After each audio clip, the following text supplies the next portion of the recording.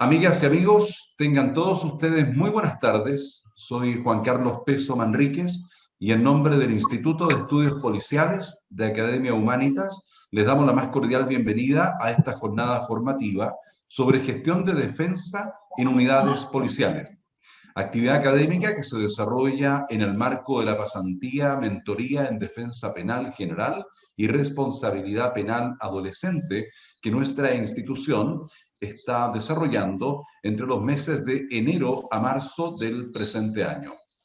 En el contexto de los compromisos institucionales adoptados como organismo de la sociedad civil comprometido con la formación policial, Academia Humanitas ha preparado esta jornada formativa sobre gestión de defensa en unidades policiales, de la cual esperamos compartir.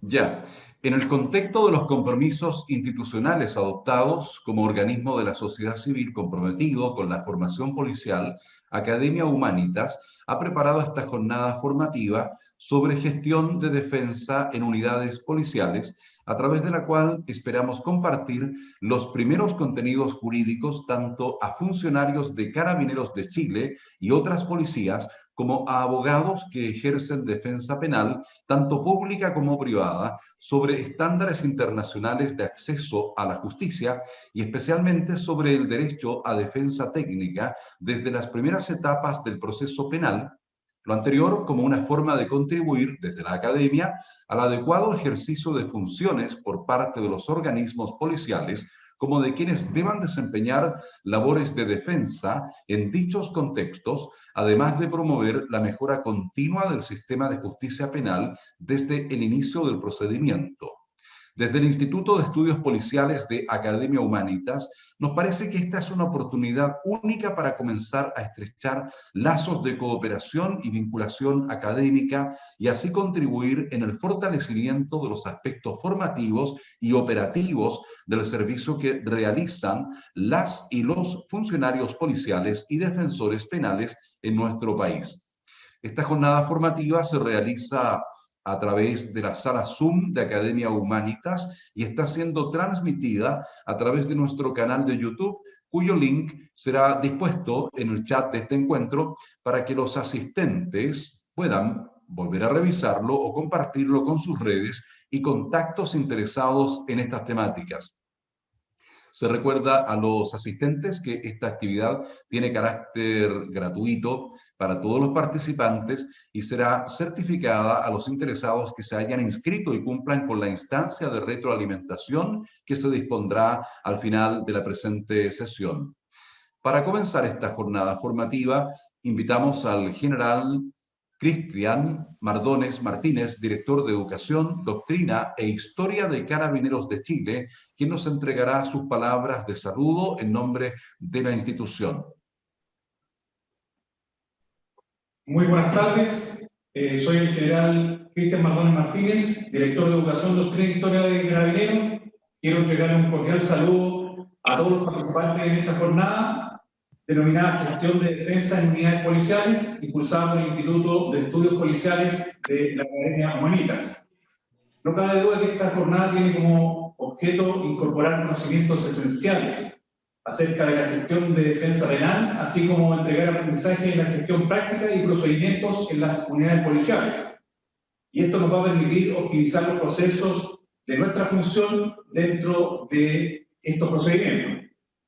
De este mismo modo, me resta agradecer al Instituto de Estudios Policiales de la Academia Humanitas por la gestión de este curso, así como los expositores en esta sesión formativa, que sin duda cuentan, ¿no es cierto?, con los conocimientos, la experiencia para poder entregarnos en esta jornada conceptos importantes en el tema a tocar. Es un tema bastante importante, ¿no es cierto?, que nosotros como carabineros en todo nuestro proceso y en el día a día gestionamos dentro del contacto que tenemos, ¿no es cierto?, en nuestros procedimientos policiales. Por lo tanto, un tema muy exigente dentro también de nuestros procesos de modernización institucional, están impulsados por nuestro general director, y obviamente insistir, ¿no es cierto?, en el agradecimiento de participar en esta capacitación y en el futuro seguir, ¿no es cierto?, con estas instancias tan importante y tan trascendente para la función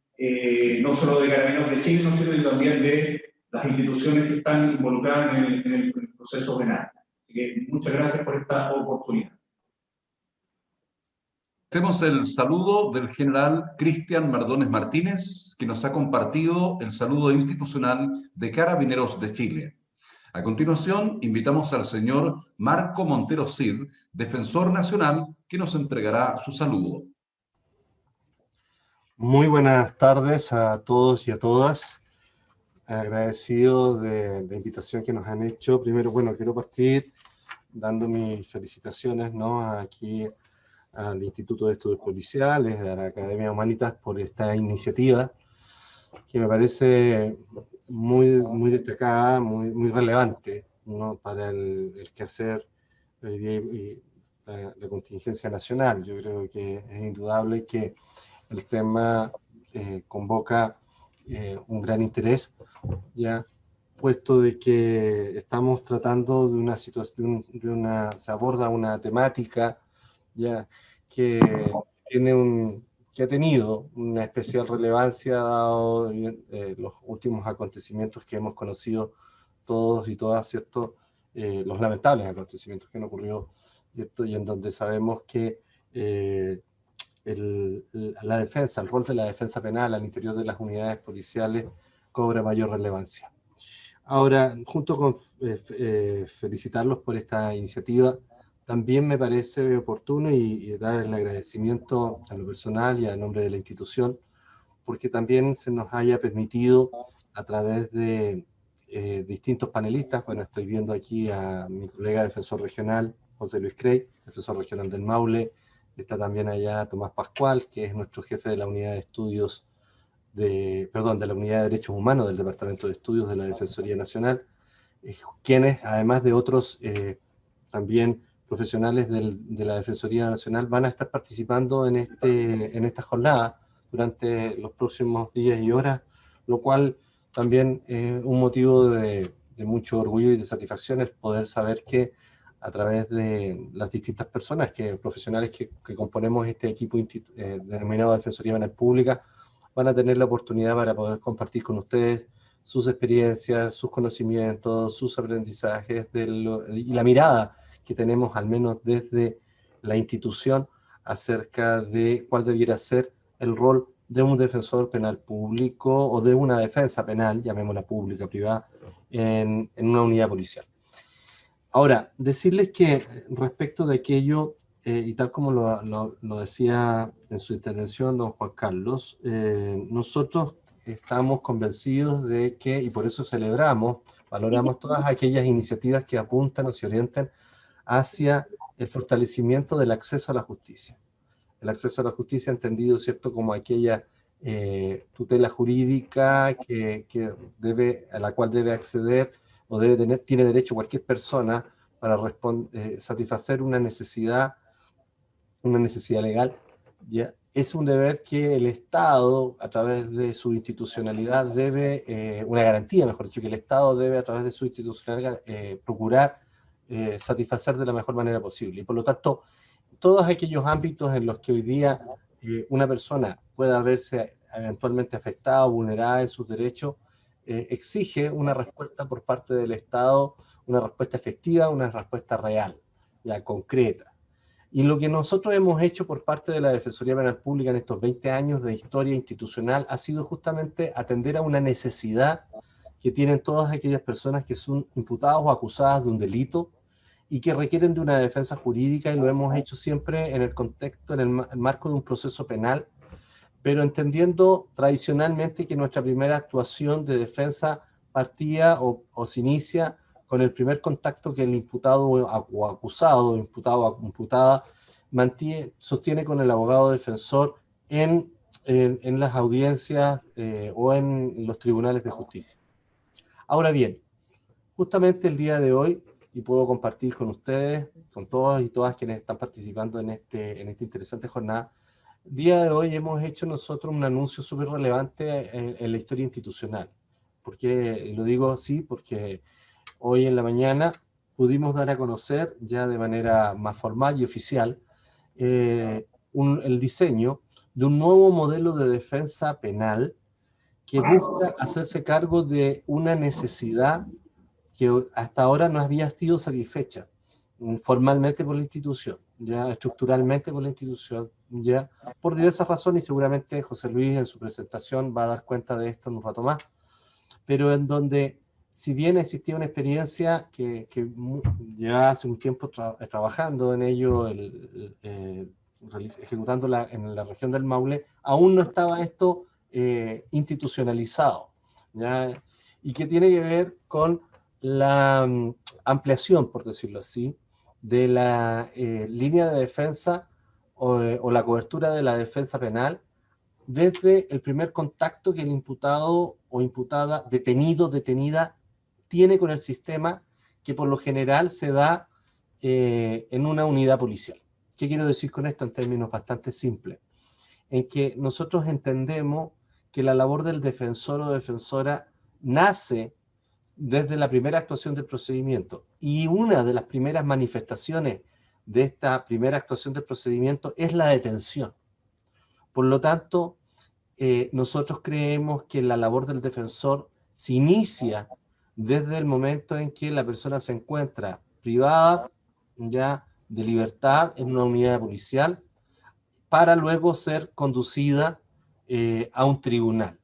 Y si bien hasta ahora la labor de nuestros defensores y defensoras penales públicos en el país se iniciaba en el momento en que la persona se encontraba ya en dependencias del tribunal, lo que estamos proponiendo con esta nueva forma, este nuevo modelo de defensa, que esperamos se amplíe posteriormente a una defensa, a un modelo que se implemente a nivel nacional, es que ahora nuestros defensores y defensoras puedan entonces asumir que su tarea o su trabajo se inicia desde el momento en que su defendido o defendida se encuentra privado de libertad en una unidad policial.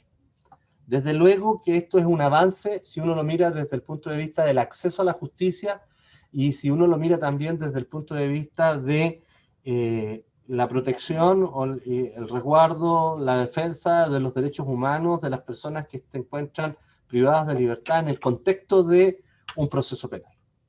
Ya, claramente es una mejora, es un avance, porque estamos haciéndonos cargo de una necesidad que hasta ahora el sistema judicial no tenía cubierto, ya que no estaba satisfecho. Y creemos que estamos haciéndonos cargo de eso, y por eso lo hacemos de una manera bastante seria y responsable, porque estamos convencidos de que hoy es un espacio que la institución tiene que abordar. ¿Ya? ¿Por qué? Porque se trata de un espacio, de un lugar en donde en donde la vulnerabilidad, en donde la fragilidad humana ya puede y se ve seriamente, y se ha visto en muchos casos seriamente afectada.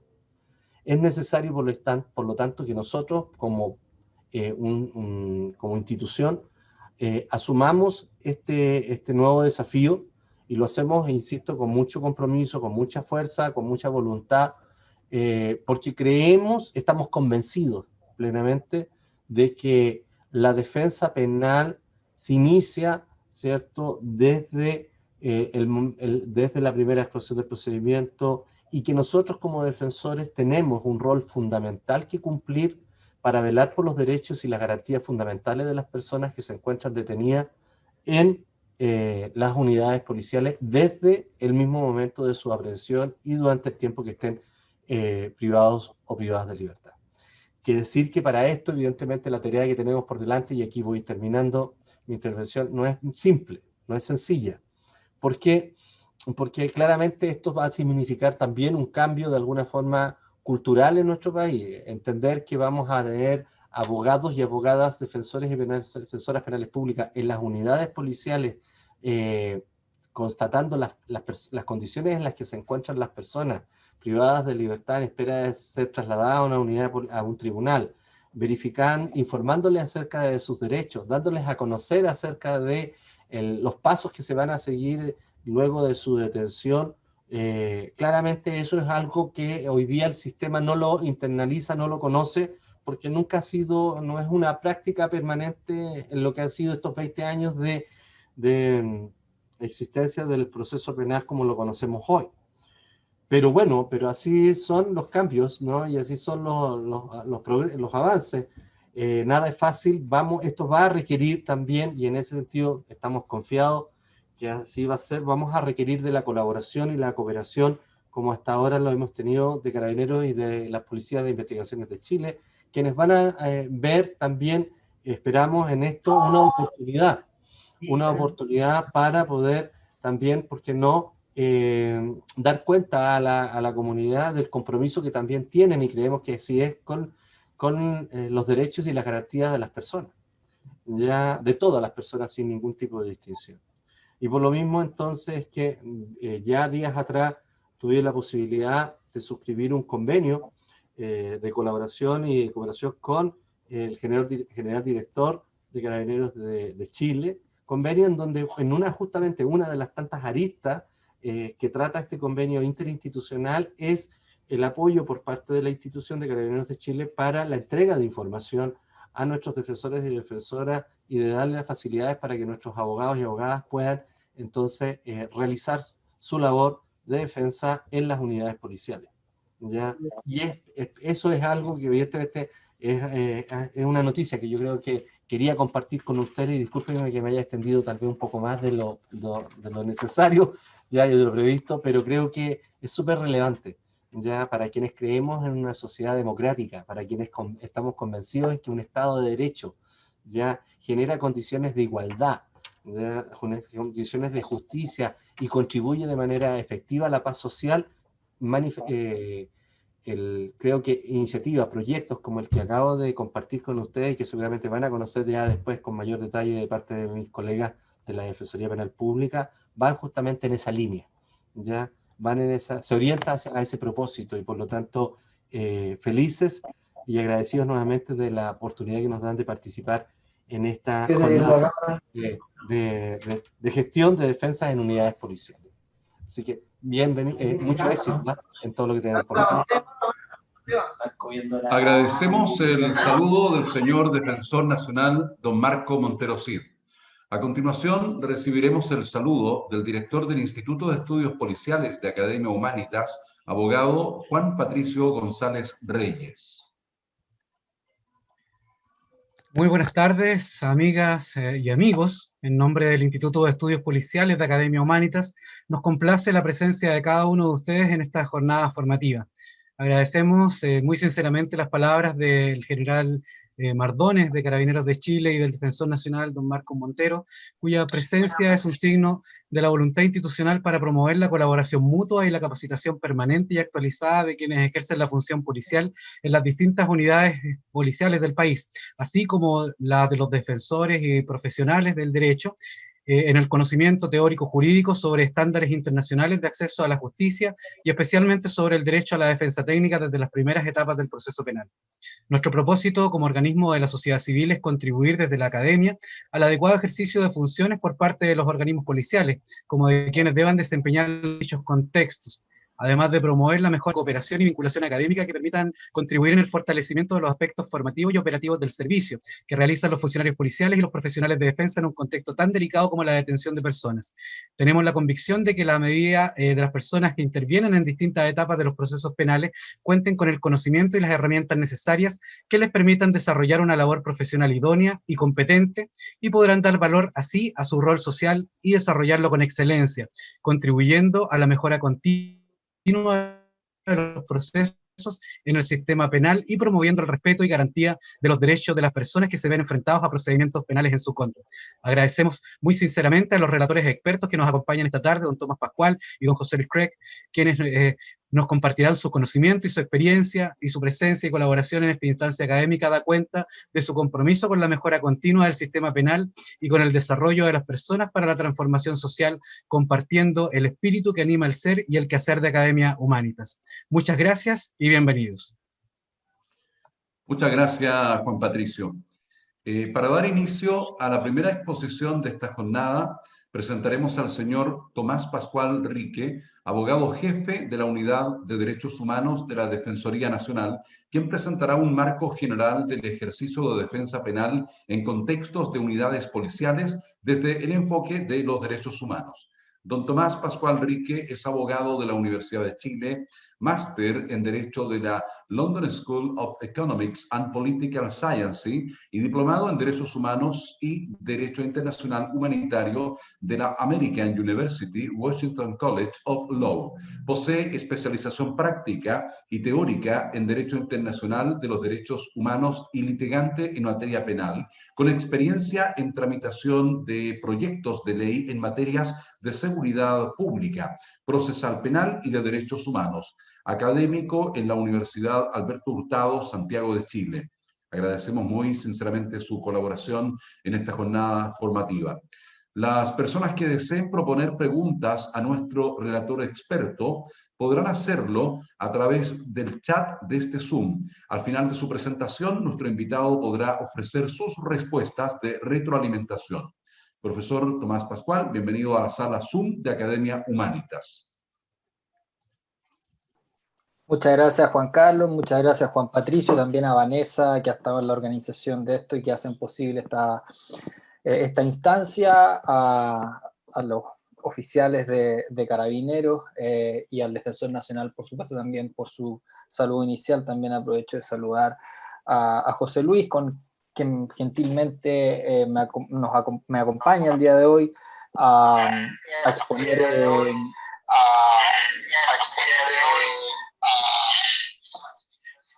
Hay un acoplado, parece, ahí está.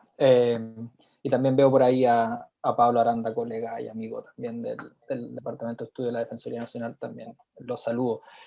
Sin más, porque sabemos que hoy día es un día que podría ser muy noticioso para algunos y algunas que probablemente están ansiosas por algunas situaciones deportivas en el acontecer nacional. Vamos a pasar a esta materia que también es muy apasionante para quienes estamos inmiscuidos en el ámbito del sistema de justicia penal. Voy a compartir pantalla. Si Vanessa o Juan Patricio me pueden conceder el permiso para hacerlo. Ahí estamos, perfecto. Denme un segundito para iniciar la presentación. Y les voy a pedir si es que me pueden avisar si están viendo la presentación. ¿Aún no? ¿Aún no?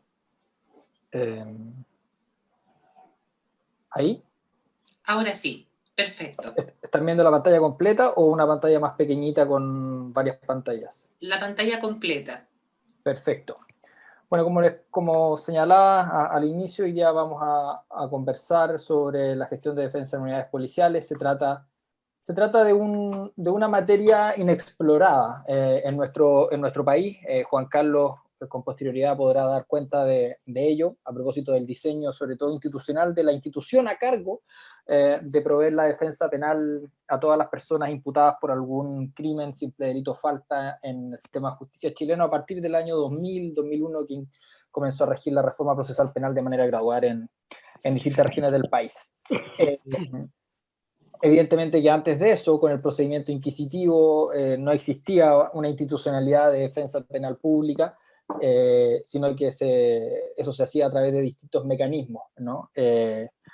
También desde el Estado, pero también a partir de esta lógica del abogado o abogada de turno, que quizás alguna de ustedes pudo conocer o incluso tocar. De hecho, todavía entiendo que está vigente para causas del crimen que siguen en el procedimiento antiguo. Entonces tenemos la gestión de defensa de unidades policiales y se preguntarán de dónde viene esto, y lo que yo voy a hacer el día de hoy en un espacio de 25 minutos es explicarles, ¿no?, de los fundamentos normativos y también jurisprudenciales de por qué se fundamenta esta obligación de cargo del Estado de Chile de proveer defensa desde los primeros momentos de la detención y por qué eso en definitiva está radicado en las unidades policiales.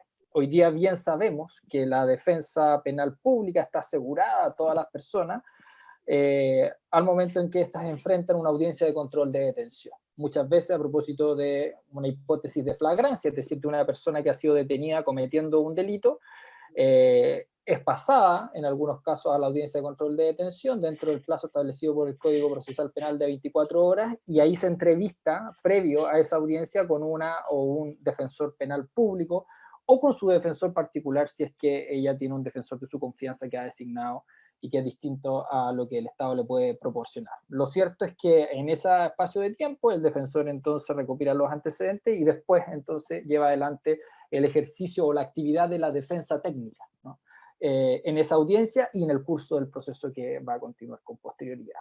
Pues bien, aquí lo que estamos haciendo es adelantarnos a un espacio temporal distinto, ¿no? Que es en las primeras horas de la detención, principalmente en las unidades policiales, donde las personas ya se encuentran privadas de su libertad y son sindicadas como partícipes o autores de la comisión de un ilícito, porque evidentemente la detención de la que han sido objeto se fundamenta justamente en la existencia de alguna hipótesis de flagrancia, ¿no?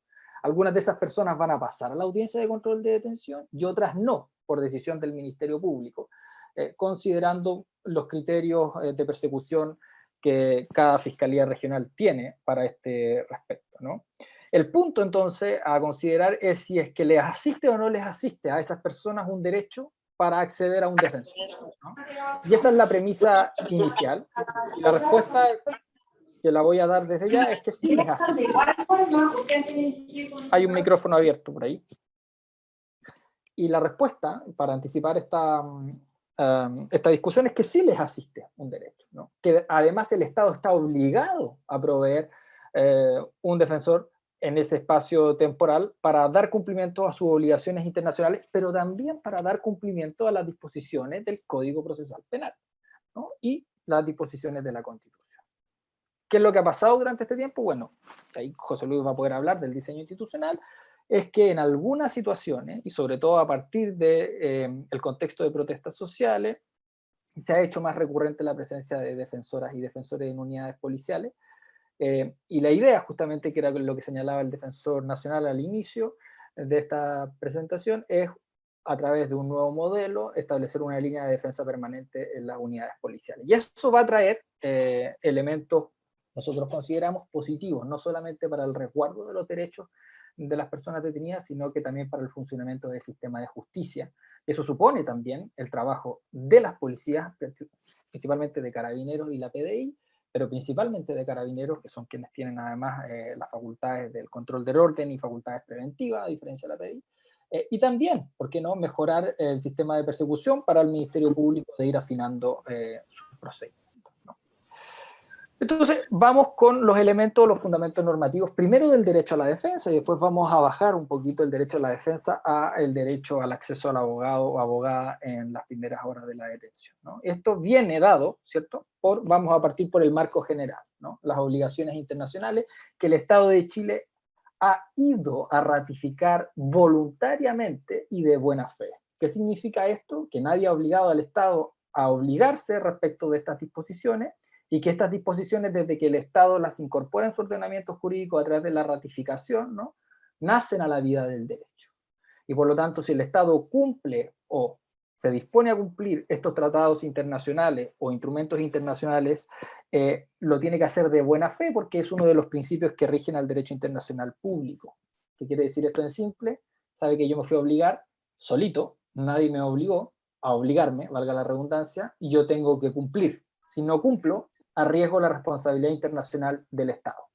Solo como una nota al pie, en 12 oportunidades, la Corte Interamericana de Derechos Humanos ha declarado la responsabilidad internacional del Estado de Chile por incumplir disposiciones de la Convención Americana sobre Derechos Humanos, ¿no? Pero además existen una serie de informes del Sistema Universal de Protección de los Derechos Humanos, principalmente de los órganos de tratado, que le han llamado a la atención al Estado de Chile para que cumpla con otros tratados, ¿no?, que el mismo Estado se obligó a través de la ratificación, ¿no?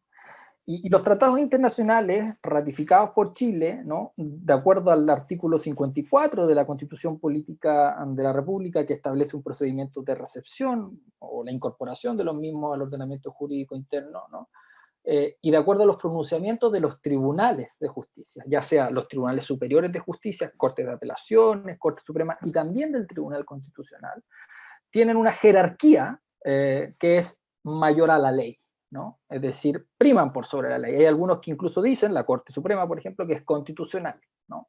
Algunos dicen, teóricos, que podría ser incluso supraconstitucional, es decir, podría estar sobre la Constitución.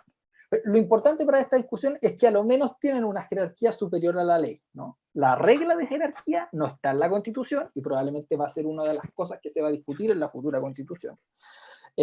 Pero, como no está expresamente señalado en la Constitución, son los tribunales quienes han señalado cuál es esta regla de jerarquía de los instrumentos internacionales. Dicho lo anterior, entonces, vamos a desde dónde viene el fundamento normativo del derecho de defensa. Tenemos la Declaración Universal de Derechos Humanos, que no es propiamente un tratado, porque es una declaración.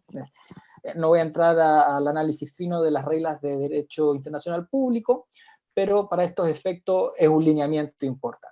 El Pacto Internacional de Derechos Civiles y Políticos del año 66, su artículo 14.3 letra D, establece el derecho de defensa. La Convención Americana sobre Derechos Humanos, todo esto están con sus iniciales, ¿no? Y el Convenio Europeo de Derechos Humanos, diríamos que son los tratados de derechos civiles y políticos más relevantes en el mundo. A lo que Chile respecta, le compete el Pacto Internacional de Derechos Civiles y Políticos y la Convención Americana, porque son tratados que han sido ratificados por el Estado y por lo tanto son aplicables. Entonces, aquí tenemos las disposiciones que cada uno de estos instrumentos señala. Ahí está el artículo 11 de la Declaración Universal, que es muy genérica. Acuérdense que la Declaración Universal es del año 48, ¿no? El Pacto Internacional es del año 66, la Convención es del año 69 y el convenio es anterior, es del año 51. Ahí tenemos la disposición del pacto, ¿no? Dice, durante el proceso penal, toda persona acusada de un delito tendrá derecho en plena igualdad a las siguientes garantías mínimas. Letra D, a hallarse presente en el proceso, ¿no? Por eso es importante que las personas que sean juzgadas estén presentes en el tribunal. Por eso se ha dado también la discusión de por qué la vía telemática, ¿no? Ahí hay una discusión bien fina, pero que se satisface con la vía telemática. A defenderse personalmente, que es el derecho a defensa material, o a ser asistida por un defensor de su elección, que es el derecho a defensa técnica, ¿no? Y a ser informada, si no tuviera defensor, del derecho que le asiste a detenerlo, siempre que el interés de la justicia lo exija, etcétera, etcétera, ¿no?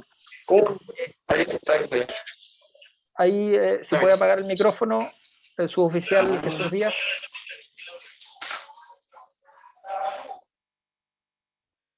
¿Aló?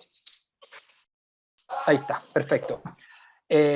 Después tenemos la Convención Americana, que más o menos en términos similares al Pacto Internacional también le concede a todas las personas la posibilidad de que se presuma su inocencia, mientras no se establezca su culpabilidad, y que tiene derecho a las siguientes garantías mínimas, y ahí habla del derecho a defenderse personalmente o de ser asistido por un defensor de su elección, y a comunicarse libre y privadamente con su defensor, y también tiene un derecho irrenunciable a ser asistido por un defensor proporcionado por el Estado, en este caso lo que hace la Defensoría Penal Pública, remunerado o no, según la legislación interna, etcétera, etcétera, etcétera, ¿no? Y el Convenio Europeo de Derechos Humanos, en su artículo 6, número 3, letra C, a defenderse por sí mismo o a ser asistido por un defensor de su elección. Es decir, como ustedes ven, el derecho a la defensa está consagrado en los principales tratados de derechos humanos. La Constitución Política de la República, en su artículo 19, número 3, también reconoce la igual protección de la ley en el ejercicio de sus derechos y dice expresamente que todos tenemos derecho a una defensa jurídica, en la forma en que la ley señala, es decir, hace un reenvío a la ley, ¿no? ¿Dónde estaría entonces contenida esa reglamentación? En el Código Procesal Penal y en la ley que crea la Defensoría Penal Pública, la 19.718, ¿no? Y nadie podrá impedir o restringir o perturbar, ¿no?, la intervención de un letrado si hubiera sido requerida, ¿no? Y el inciso segundo de esta disposición dice que la ley arbitrará los medios para otorgar asesoramiento y defensa jurídica a quienes no puedan procurárselo. Ahí está la existencia de la Defensoría Penal Pública, ¿no? Y finalmente toda persona imputada de delito tiene derecho irrenunciable a ser asistido por un abogado defensor proporcionado por el Estado si no nombrare uno en la oportunidad establecida por él. Como ustedes ven, la forma en que están redactadas estas garantías, ¿no?, son muy similares con las que están establecidas en los tratados internacionales. Por último, el Código Procesal Penal, que es nuestro elemento normativo que nos permite poder invocarlo en el proceso penal, en el artículo 8, a propósito del ámbito de la defensa, señala que el imputado tendrá derecho a ser defendido por un letrado, ¿no? O sea, ya hay claridad respecto a eso. Pero aquí hay una palabra clave. Desde la primera actuación del procedimiento dirigido en su contra. Es decir, ¿no? Nosotros entendemos, y ha entendido los sistemas de protección internacional a través de las cortes, y también los tribunales superiores de justicia, que la primera actuación del procedimiento, por definición, cuando hay un delito flagrante, se da al momento de la detención, ¿no? La detención es una medida cautelar personal del Código Procesal Penal, ¿no? Y constituye una restricción de los derechos del imputado, ¿no? Y por lo tanto, como constituye una restricción de los derechos del imputado que está fundada en la comisión de un ilícito, se erige como la primera actuación en el proceso penal dirigida en contra del imputado. Y el Código Procesal Penal entonces dice que desde ese momento la persona, el imputado, tendrá derecho a ser defendido por un letrado. Entonces, no hay dudas respecto del momento, ¿no?, desde el cual el Código Procesal Penal chileno le otorga al imputado el derecho a ser defendido por un letrado, en este caso por un defensor o defensor. Después, claro, habla de la designación en el evento de que no haya podido, ¿no?, hasta ese momento tener abogado, lo efectuará el juez, antes a lo menos que se tenga lugar en la primera actuación judicial, ¿no? Esa es la garantía que establece expresamente en la disposición normativa para asegurarse que hay un defensor en la primera audiencia. El artículo 93, a propósito de los derechos que tiene el imputado en el proceso penal, establece expresamente en la letra B que tiene derecho a ser asistido por un abogado desde los actos iniciales de la investigación, ¿no? Recordemos que al momento de la detención, muchas veces uno de los primeros actos investigativos, aparte de los registros que se pueden realizar, está la interrogación que se le puede hacer al imputado. Y como ustedes pueden ver, entonces el abogado tiene la posibilidad de acompañar a su defendido desde ese momento. Y el artículo 102 le concede al imputado el derecho a designar libremente un defensor desde la primera actuación del procedimiento y hasta la completa ejecución de la sentencia, ¿no? Y si no lo tuviere, el juez procederá a hacerlo, a su designación, ¿no? Entonces, hay claridad en términos del derecho internacional, del derecho constitucional y del derecho procesal penal, desde la facultad que tienen las personas de acceder a un abogado, a un defensor, ¿no?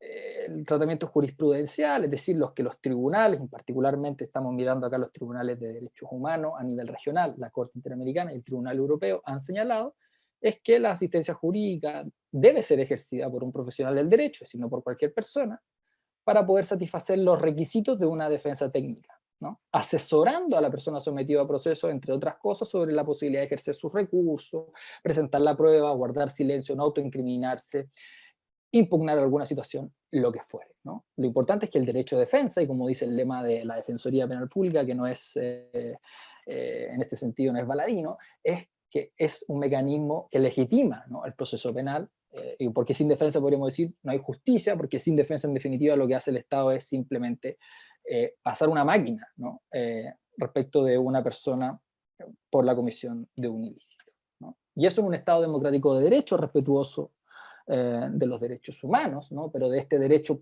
particular a poder defenderse, que uno lo podría trazar incluso por allá en la Carta Magna de 1215, es inaceptable en el estado actual de las cosas. Entonces, la pregunta ahora es, ¿desde cuándo asiste este derecho a defensa? Y de acuerdo a lo que ya les venía diciendo, lo que podemos desprender de la normativa internacional y la normativa local, y de la jurisprudencia de los tribunales regionales de protección de los derechos humanos, es que desde los primeros actos de investigación hasta la completa ejecución de la sentencia, una persona tiene derecho a contar con una defensa. ¿El Estado cómo lo asegura? Hoy día a través de la defensa penal pública, con la presencia de un abogado defensor o abogada defensora previo a la audiencia de control de detención y con la defensa penitenciaria hasta la completa ejecución de la condena, ¿no? ¿Qué nos falta? Los primeros momentos de la detención, ¿no? Entonces es una novedad para todo el sistema. Es una novedad que fue revelada a propósito de las situaciones, como les señalé, de las protestas sociales, donde distintos organismos internacionales de derechos humanos dieron cuenta de la importancia de que abogadas y abogadas defensores prestaran defensa letrada a imputados que se encontraban en unidades policiales, ¿no? La Corte Interamericana, en un caso muy interesante, caso Ruano Torres versus El Salvador del año 2015, donde se condenó a un inocente a una pena de 15 años y estuvo los 15 años en la cárcel, por un delito que él no cometió, señaló, ¿no? El derecho a la defensa debe necesariamente poder ejercerse desde que se señala a una persona como posible autor o partícipe de un hecho punible. ¿Qué más señalamiento que cuando una persona es detenida en una hipótesis de flagrancia por la comisión de un hecho punible, ¿no? Y solo culmina, dice la Corte, cuando finaliza el proceso, incluyendo, en este caso, la ejecución de la pena. Como ustedes pueden ver, la manera en que están señalados esto, que es una cita textual de la sentencia del caso Ruano Torres, es muy similar a lo que está en el Código Procesal Penal. El Tribunal Europeo, haciendo referencia a lo mismo, ¿no?, ha señalado que para que exista un derecho a un juicio justo, que está contenido en el artículo 6 del Convenio Europeo, concreto y efectivo, es necesario, por regla general, que el acceso a un abogado sea consentido desde el primer interrogatorio de un sospechoso por la policía, ¿no? Lo traza como el interrogatorio, pero puede ser incluso anterior al interrogatorio, ¿no? Entonces, del desarrollo jurisprudencial podemos desprender algunos elementos. Del derecho a la defensa emerge, ¿no?, o se hace exigible desde que se ordena investigar a una persona, desde el momento en que se encuentra bajo la custodia de agentes estatales, o desde que la autoridad lleva adelante actos que impliquen afectación de derechos, ¿no? La detención constituye una afectación de derechos legítima, ¿no?, la afectación del derecho a la libertad ambulatoria, pero eventualmente puede significar la afectación de otros derechos, ¿no?, la posibilidad de guardar silencio, si es que es compelido a declarar dentro de la unidad policial.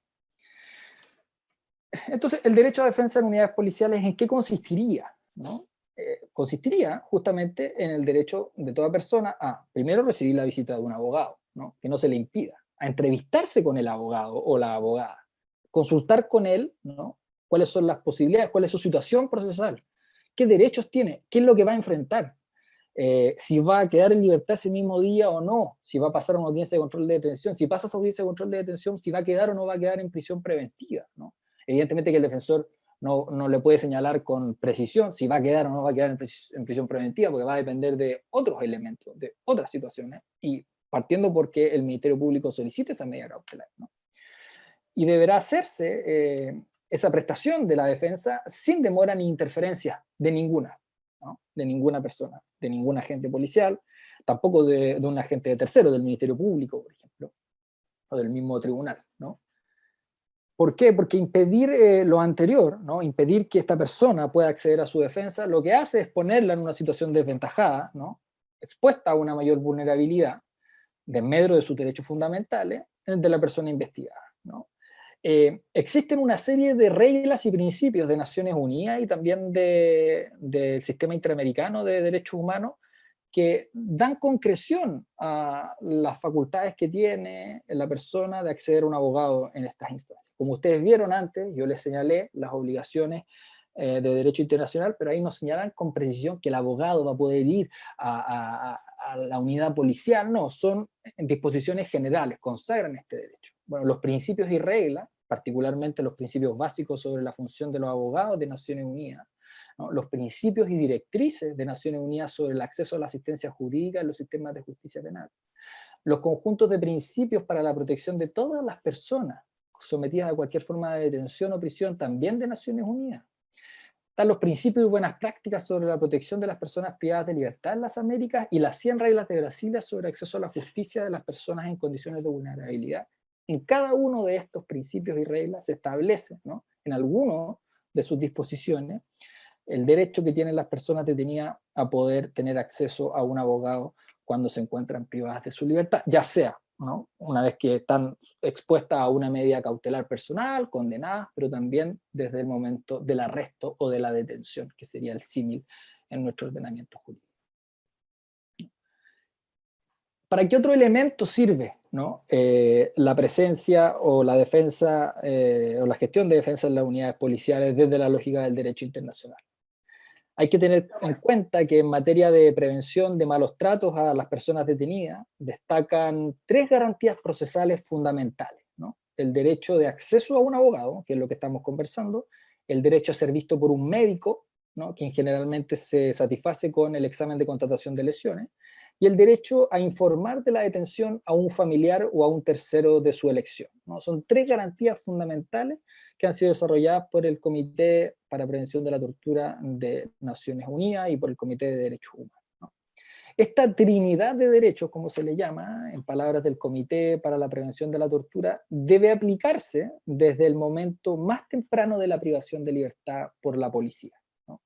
Siendo la principal razón para ello el riesgo de malos tratos, toda vez que este riesgo de malos tratos en este espacio temporal es más elevado en las primeras horas de la detención que después. Esto está estudiado, esto no es una opinión, una tincada del Comité de Prevención de la Tortura de Naciones Unidas en Ginebra o en Nueva York, no, existe abundante desarrollo doctrinal y jurisprudencial en esta materia. Por lo tanto, la defensa de una abogada o un abogado defensor en las primeras horas de la detención, principalmente en las unidades policiales, ¿no?, constituye una salvaguarda en la prevención de la tortura, ¿no?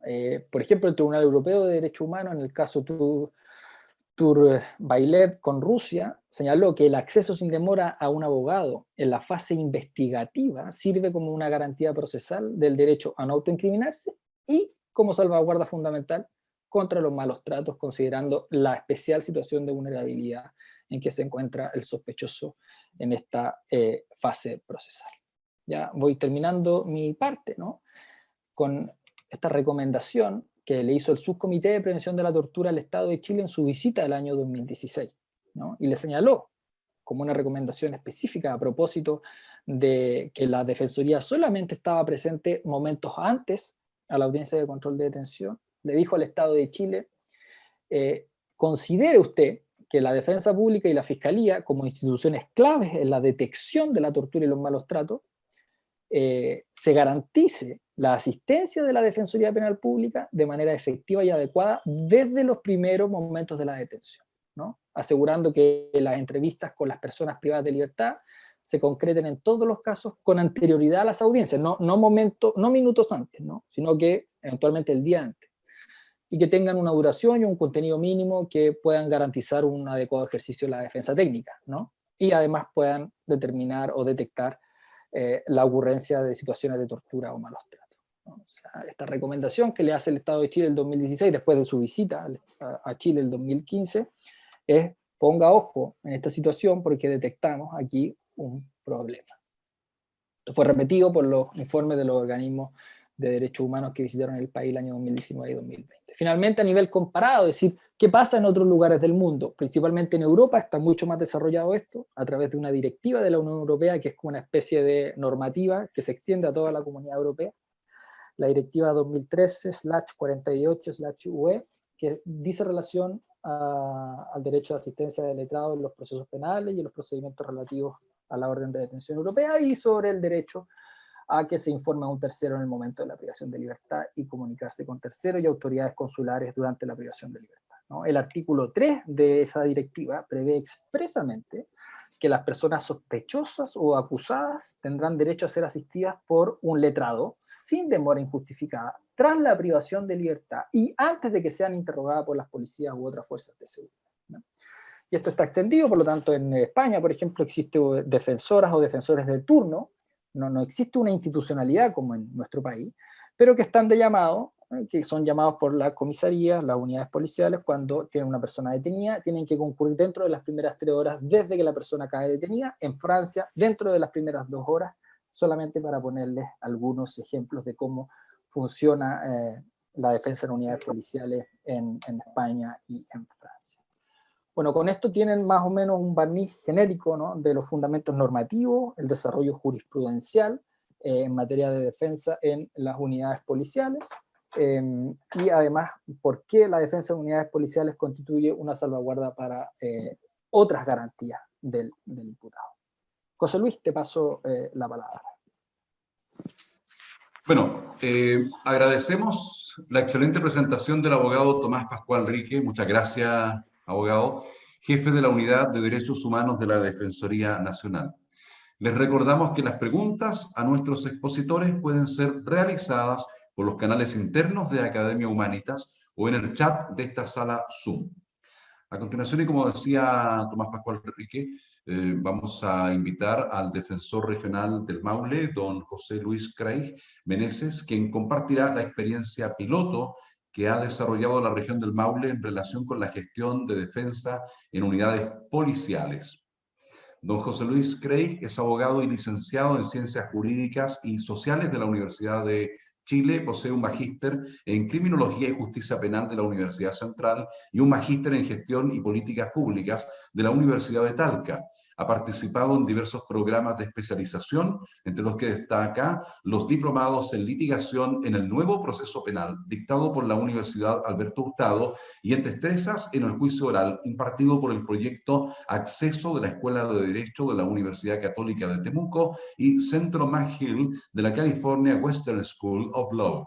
También ha sido profesor en la Escuela de Formación Policial Ovalle, ESFOCAR, y en las universidades de Antofagasta, La Serena, y actualmente imparte clases en los programas de pre- y posgrado de las facultades de Derecho de las universidades autónomas Santo Tomás, ambas en la capital de la región del Maule.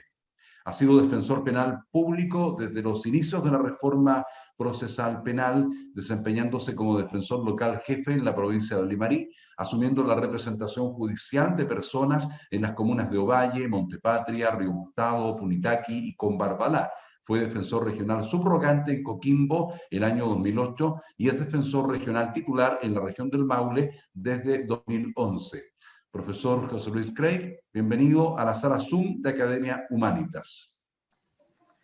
Bueno, muchas gracias por la invitación a la Academia, al Defensor Nacional por su presentación, a Tomás. Y bueno, después de esta presentación que nos da Tomás y que abre la puerta a tener claro por qué la defensa penal, sea esta pública o privada, tiene, entre comillas, derecho a participar en la defensa de cualquier imputado o imputada desde las primeras diligencias dirigidas en su contra, una de las cuales ya quedó claro con lo que nos dijo Tomás, es muy probablemente en los casos de flagrancia la detención por parte de las policías, y por ello el derecho que nos asiste como abogados y abogadas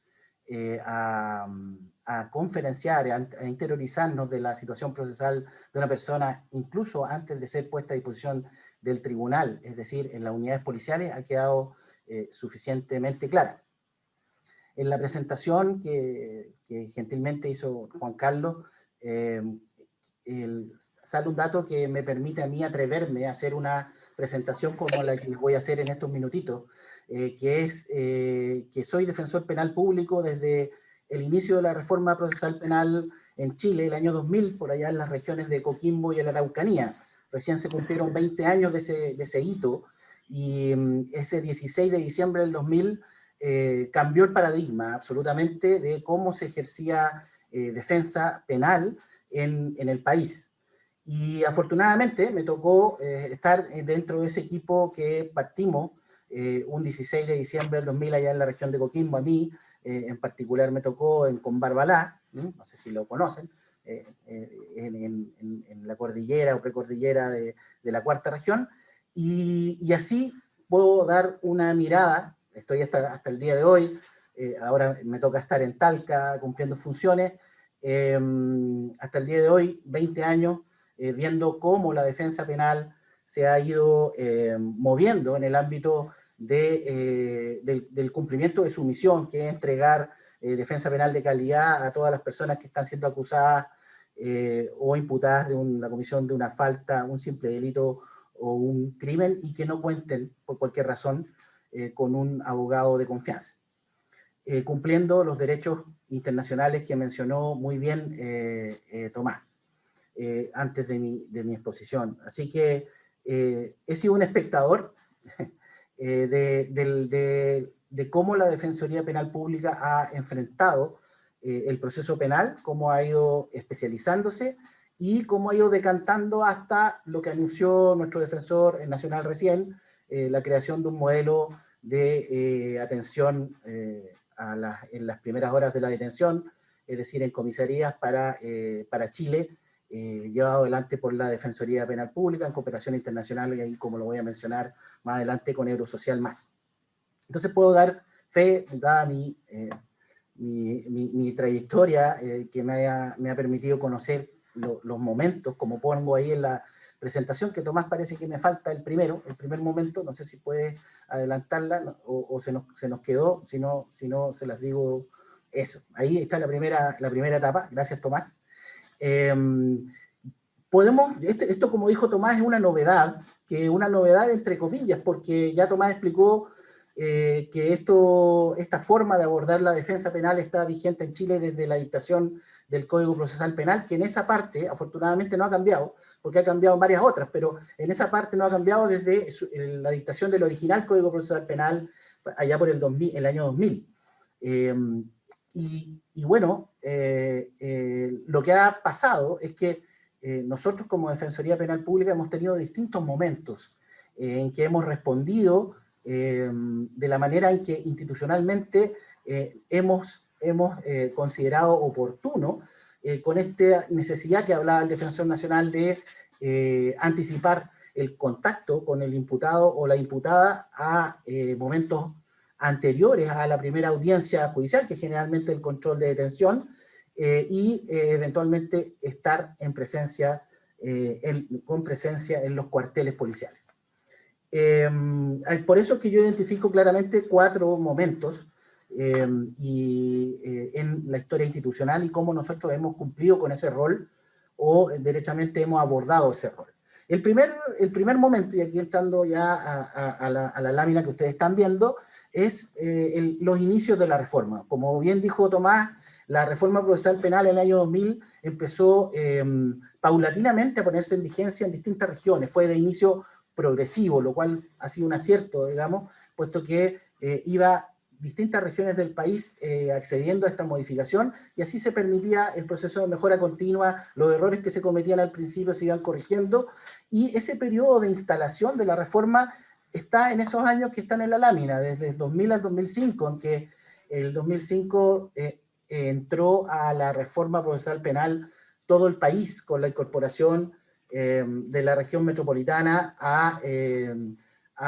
como última región, la más grande, la prueba de fuego de la reforma procesal penal, el año 2005 a regir el Código Procesal Penal. Antes convivíamos en el país con 2 sistemas procesales penales, el inquisitivo, que habló también Tomás, que mencionó, en que todo esto de ir a los cuarteles era imposible. De hecho, en el sistema inquisitivo, si es que hay algún colega tan viejo como yo ahí, por obligación tenía que existir un abogado que viera el proceso recién cuando se dictaba la acusación. Antes, con el sistema de las consultas, se podía revisar las decisiones del juez del crimen, pero la obligación existía cuando ya alguien lo acusaban de un delito. En la etapa de investigación perfectamente podía existir un proceso penal sin un abogado defensor.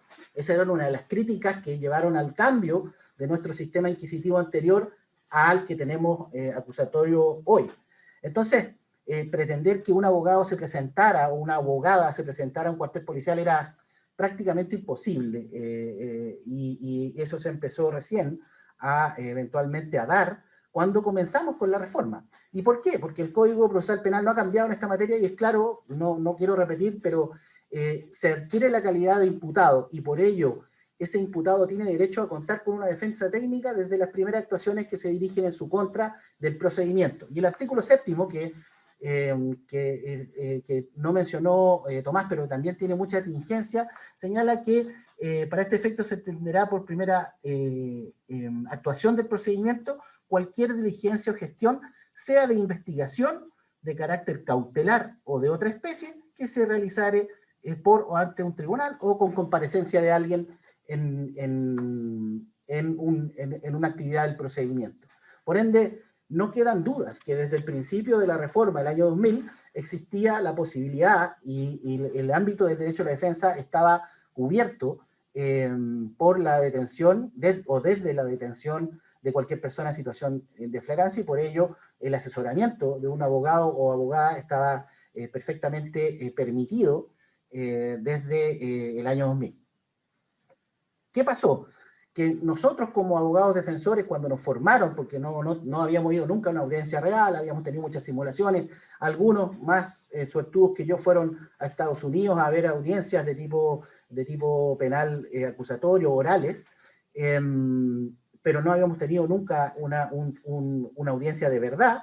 Comenzamos a hacer camino al andar, y bueno, comenzamos de cero, sin ninguna causa en la mochila, sin ningún stock, y por ende teníamos una baja carga de trabajo, por no decir ninguna causa, porque todo lo que entraba hasta el 15 de diciembre entraba al sistema antiguo, a los juzgados del crimen, y por ende partíamos con carga de trabajo cero. Entonces, como no teníamos mucho que hacer y estábamos ansiosos por echar a andar este sistema, los abogados que iniciamos en las regiones comenzamos, en principio, a ir a los cuarteles policiales. Yo recuerdo a viajar con Barbalá cuando había un detenido. Yo pasaba antes, como los tribunales quedaban, antiguamente los tribunales quedan al lado de la comisaría y al lado de la cárcel, con Barbalá un pueblo antiguo, y sucedía eso.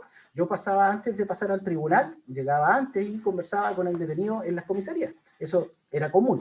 Y los defensores, como teníamos nuestra carga de trabajo, nos permitía ir a los cuarteles policiales. A veces incluso llamábamos a los cuarteles policiales, tanto de PDI como Carabineros, preguntábamos, ¿hay detenidos? Porque estábamos como ansiosos de inaugurarnos nuestro trabajo, y no teníamos otras obligaciones porque no teníamos más causas. Y eso fue pasando en el país los años 2000, 2001, en que entraron otras regiones, 2002, 2003, 2004, en que iban incorporándose más regiones, hasta el 2005 que se incorporó la defensoría, las defensorías metropolitanas, tanto norte como sur, y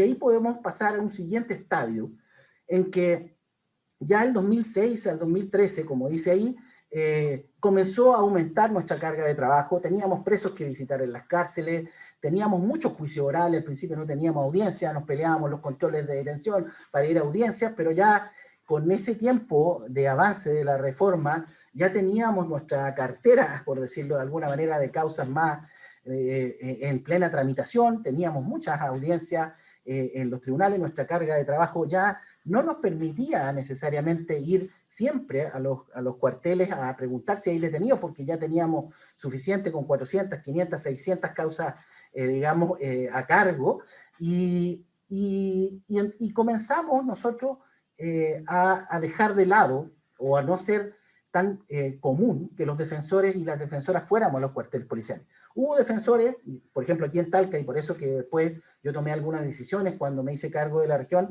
que siempre mantuvieron esa costumbre, en la medida de lo posible, cuando estaban de turno, ir el día anterior a entrevistar a los detenidos a los cuarteles policiales. Yo siempre lo hice cuando estaba en Ovalle antes de venirme para acá, pero no era una rutina que tuviéramos internalizado en algún manual de procedimiento nuestro, y por ende se hacía solo en los casos más graves, cuando había alguna detención masiva o algún caso de connotación. Generalmente los fiscales nos pedían que fuéramos para allá, o derechamente la policía nos decía que hacían uso de su derecho a exigir una defensa, la presencia del defensor o defensora para realizar ciertas diligencias, y así poder, como decía muy bien Tomás, el lema de la defensoría no es baladín, esto, sin defensa no hay justicia, legitima el proceso. Bueno, pues bien, legitima también las actuaciones anteriores al proceso administrativas de la policía, la presencia de un defensor, los interrogatorios, los reconocimientos, etc. Por eso a veces era necesaria la presencia del defensor y se nos invitaba a ir a los cuarteles. Comenzamos la defensoría en esta etapa de asentamiento y cobertura a especializarnos, pero a especializarnos no por etapa procesal, no por el inicio del procedimiento u otro. Voy a explicar un poco a qué me refiero con etapa procesal, sino que nos especializamos por la materia. Comenzamos con la defensa de adolescentes. Tenemos un cuerpo en estos momentos importante de defensores de adolescentes desde más o menos el 2006, 2007 a la fecha. En estos momentos tenemos como 60 defensores adolescentes que solo ven causas de menores de edad.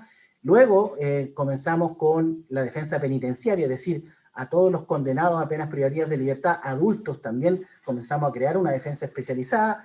Una defensa, por ahí por el 2013 comenzó el fenómeno de la migración a ser fuerte, y comenzamos a tener defensa de migrantes. Luego, defensa de personas con problemas con discapacidad mental, digamos, que cometen delitos también, y así fuimos creciendo y especializándonos, pero no en etapas procesales, sino que en materias específicas. Defensa indígena se me estaba quedando en el tintero, pero no nos dedicamos a especializarnos en etapas del proceso.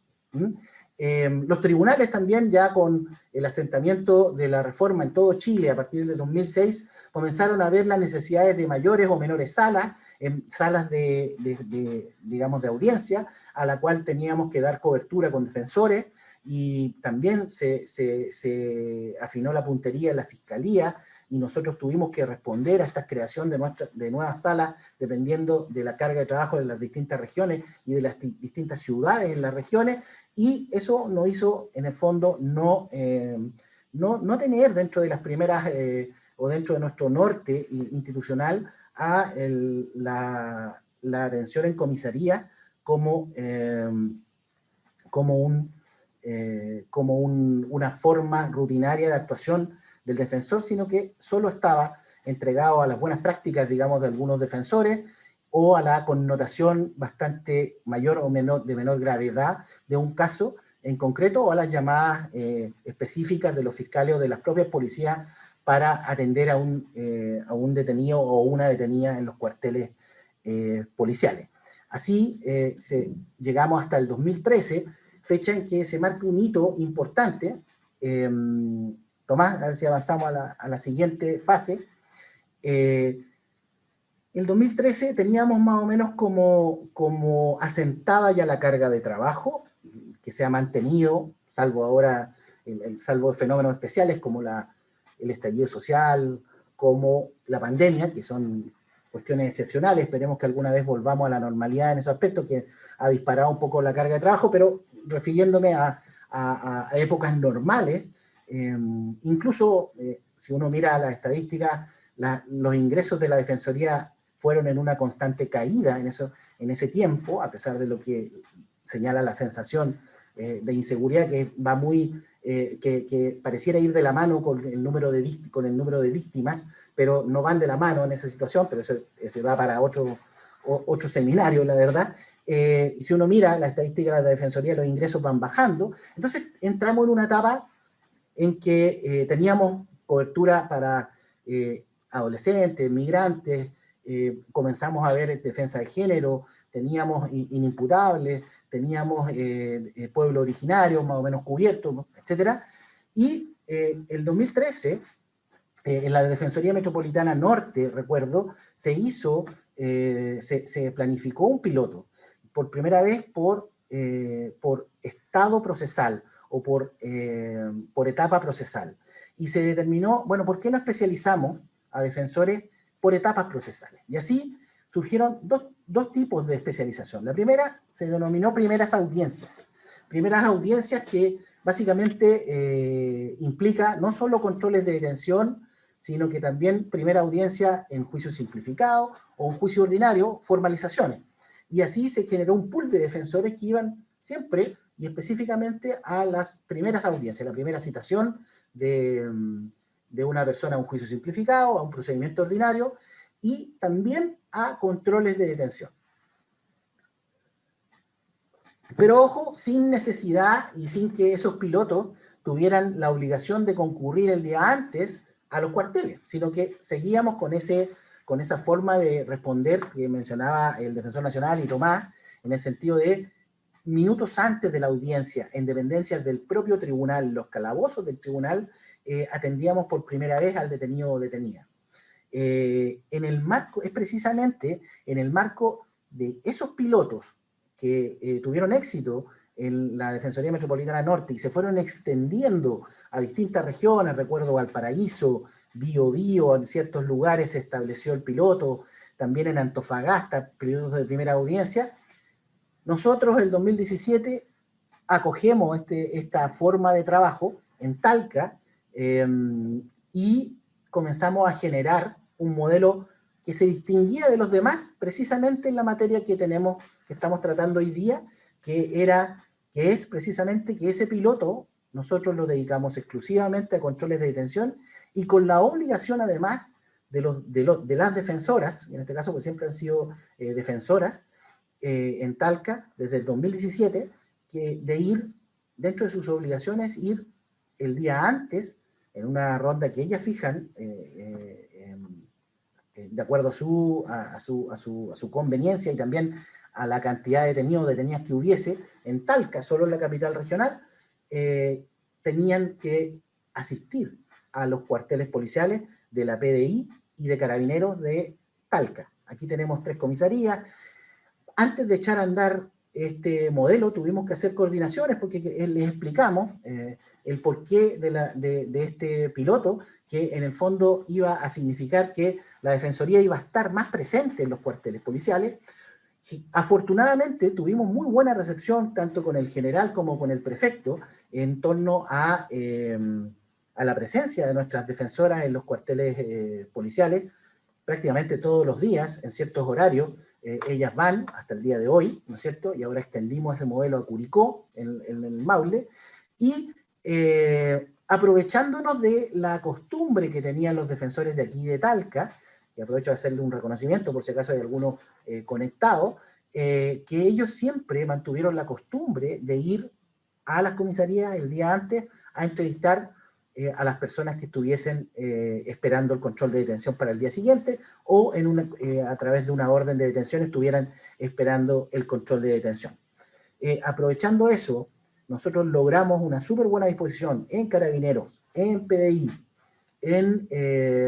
conversamos con la Ilustrísima Corte, conversamos con el juzgado, el juez presidente del Juzgado de Garantía de Talca y también con el fiscal regional de la época y explicamos este modelo que queríamos innovar y aprovechar la presencia de los defensores allí, porque la presencia de los defensores, la anticipación de los defensores de comenzar sus labores de defensa en los cuarteles policiales y no esperar a la audiencia el día siguiente para tener el primer contacto, genera varias externalidades positivas que nosotros fuimos viendo y que nosotros, sin conocer la normativa que Tomás ahora nos muestra, estas reglas de defensa en cuarteles o recomendaciones, nosotros vimos que se permitían varias cosas.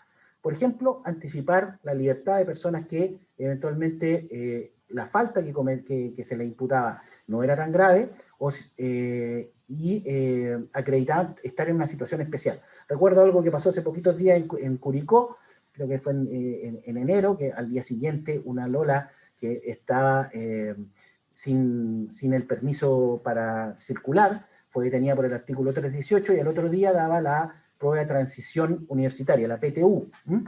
Y bueno, si pasaba control de detención no iba a poder llegar al otro día a su recinto. La defensora de primera audiencia llamó al fiscal de turno, porque los fiscales no acostumbran mucho, salvo casos importantes, a ir a las comisarías. La llamó y le dijo, ¿sabes qué? Tengo esto, es por 318, no tiene antecedentes, ¿por qué no la dejas citada? Y no la pasamos a control, que es lo que pasa habitualmente con los 318. ¿Y por qué? Porque mañana está citada a las 9, los controles empiezan a las 10, va a perder su hora para la prueba de transición.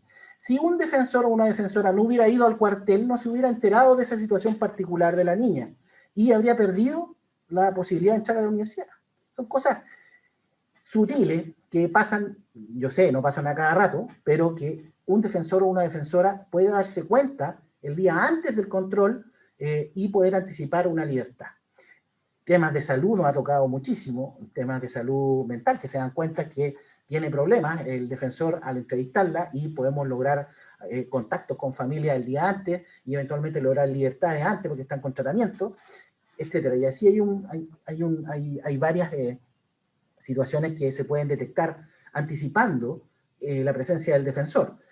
¿Para qué decir el contacto con los familiares? Más ahora en pandemia que estamos tomando los controles o sea, los detenidos están en las comisarías en gran parte del país tomando los controles de detención, los familiares están ahí fuera.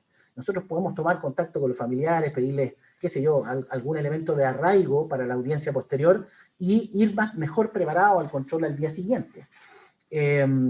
Podemos acceder eventualmente, y dependiendo de la voluntad obviamente y de los sistemas que estén disponibles, al parte policial y revisar los antecedentes y formando una opinión respecto de la corrección o no del proceder policial, para ir anticipando las alegaciones del día siguiente. Podemos estudiar los antecedentes anteriores del imputado, si es que tiene más causas vigentes, y anticiparnos a eventualmente ciertas peticiones que pueda hacer el Ministerio Público. Y algo tan pedestre como darle más continuidad a los controles de detención. En Talca habitualmente nunca hay menos de 16 controles de detención.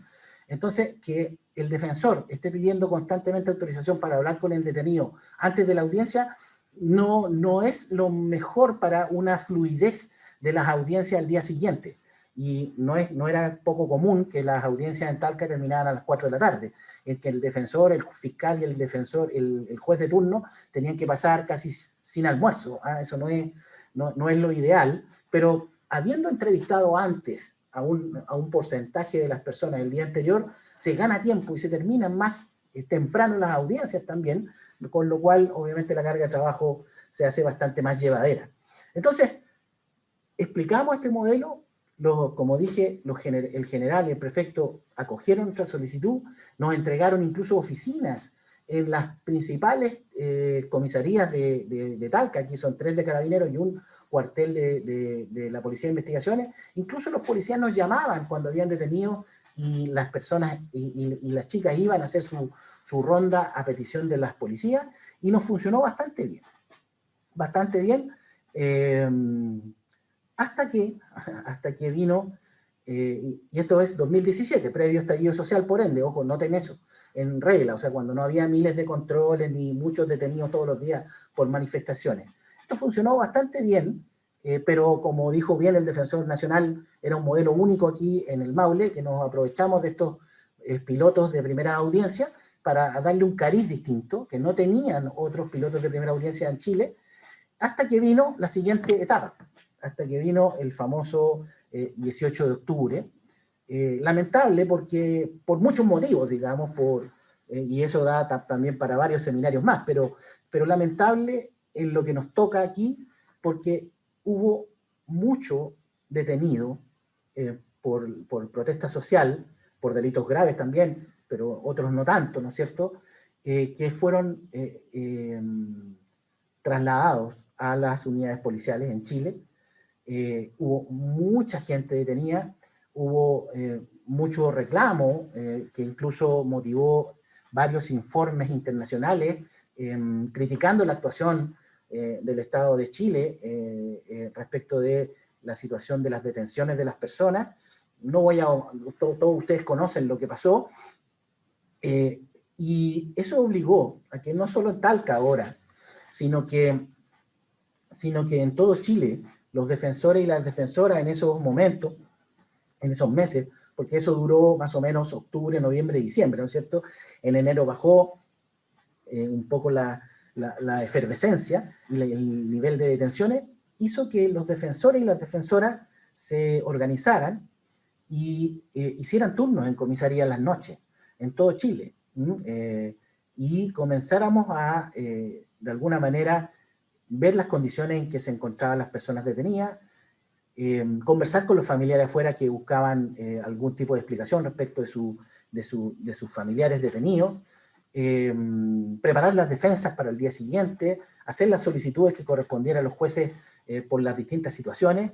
Y no solo la Defensoría Penal Pública tomó esa bandera de lucha en ese tiempo, o esa carga de trabajo adicional o distinta, sino que también lo hizo el Instituto Nacional de Derechos Humanos, que también concurrió a la comisaría, y lo hicieron varios colectivos de abogados privados que se asociaron también aquí en Talca y que empezaron a prestar asesoría gratuita a las personas detenidas.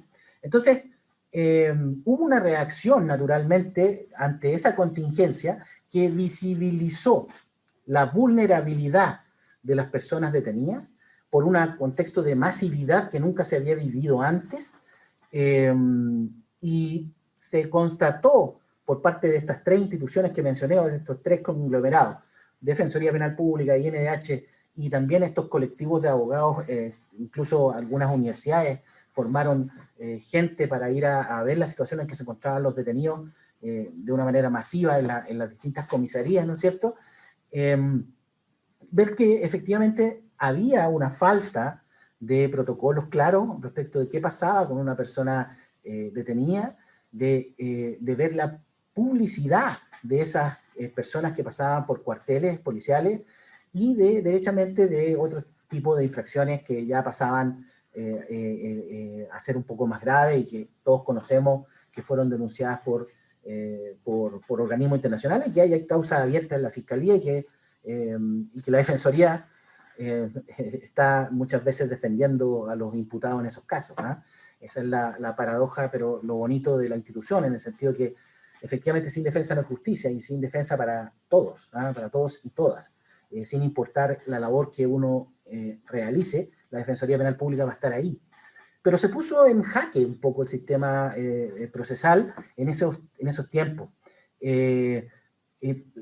Afortunadamente y desafortunadamente a la vez, por lo triste de esos acontecimientos, se puso de relieve que teníamos efectivamente una necesidad en la Defensoría Penal Pública de abordar qué pasaba con las primeras horas de la detención, las primeras horas de la imputación, con las primeras horas de las personas privadas de libertad en cuarteles policiales por imputación de delitos flagrantes o en órdenes de detención, porque nosotros habíamos cubierto el ámbito que señaló Tomás recién adecuadamente hasta la ejecución de la sentencia con los defensores penitenciarios que ya tenemos en todo Chile y tenemos un sistema ya bastante cuajado de funcionamiento, pero no teníamos algo, salvo aquí en Talca, por eso que estoy aquí, seguramente y Tomás me invitó, salvo aquí en Talca, que teníamos un sistema del 2017 funcionando y que implicó que nosotros en Talca y en la región en general no tuvimos problemas para organizarnos, y desde el primer día de las detenciones, el 18 de octubre y los demás días, teníamos las coordinaciones hechas con Carabineros, teníamos las coordinaciones hechas con PDI, y los defensores no tuvimos ningún inconveniente para extendernos en todas las ciudades, Linares, Curicó, Cauquenes, Constitución, San Javier, para ir a los cuarteles. Pero eso no pasaba más que en el Maule, y por ende se vio la necesidad de buscar un modelo, de buscar coordinación. Por eso es muy buena esta instancia de compartir estas experiencias con Carabineros, de buscar esta cooperación, buscar este modelo, y así fue como el 2020, a inicio de 2020, se inició un proceso de colaboración internacional con la Unión Europea a través de Eurosocial Más, y ellos nos colaboraron con sus expertos para formular un modelo que precisamente Marco Montero, el Defensor Nacional, les indicó a ustedes que hoy se presentó, después de casi un año de trabajo de una experta española, que vino incluso a terreno y vino acá a Talca a ver nuestro modelo, y nos presentó un modelo que ahora tenemos la responsabilidad y la tarea muy bonita por lo demás de llevarlo adelante.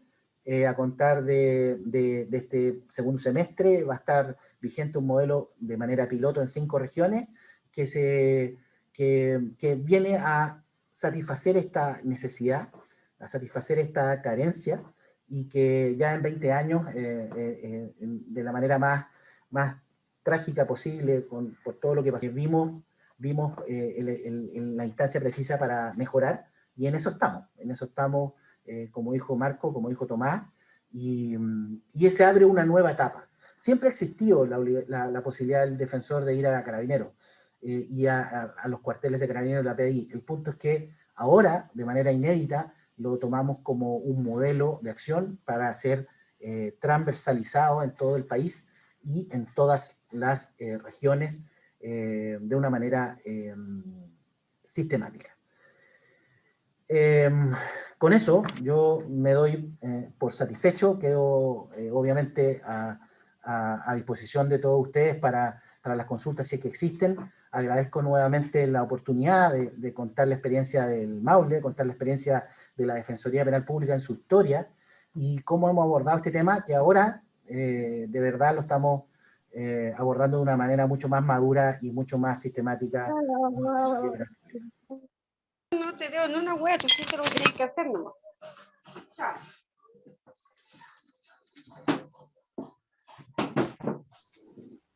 Eso.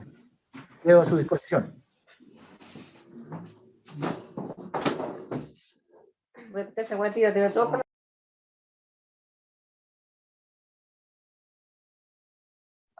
Don Juan Carlos, no escuchamos su audio.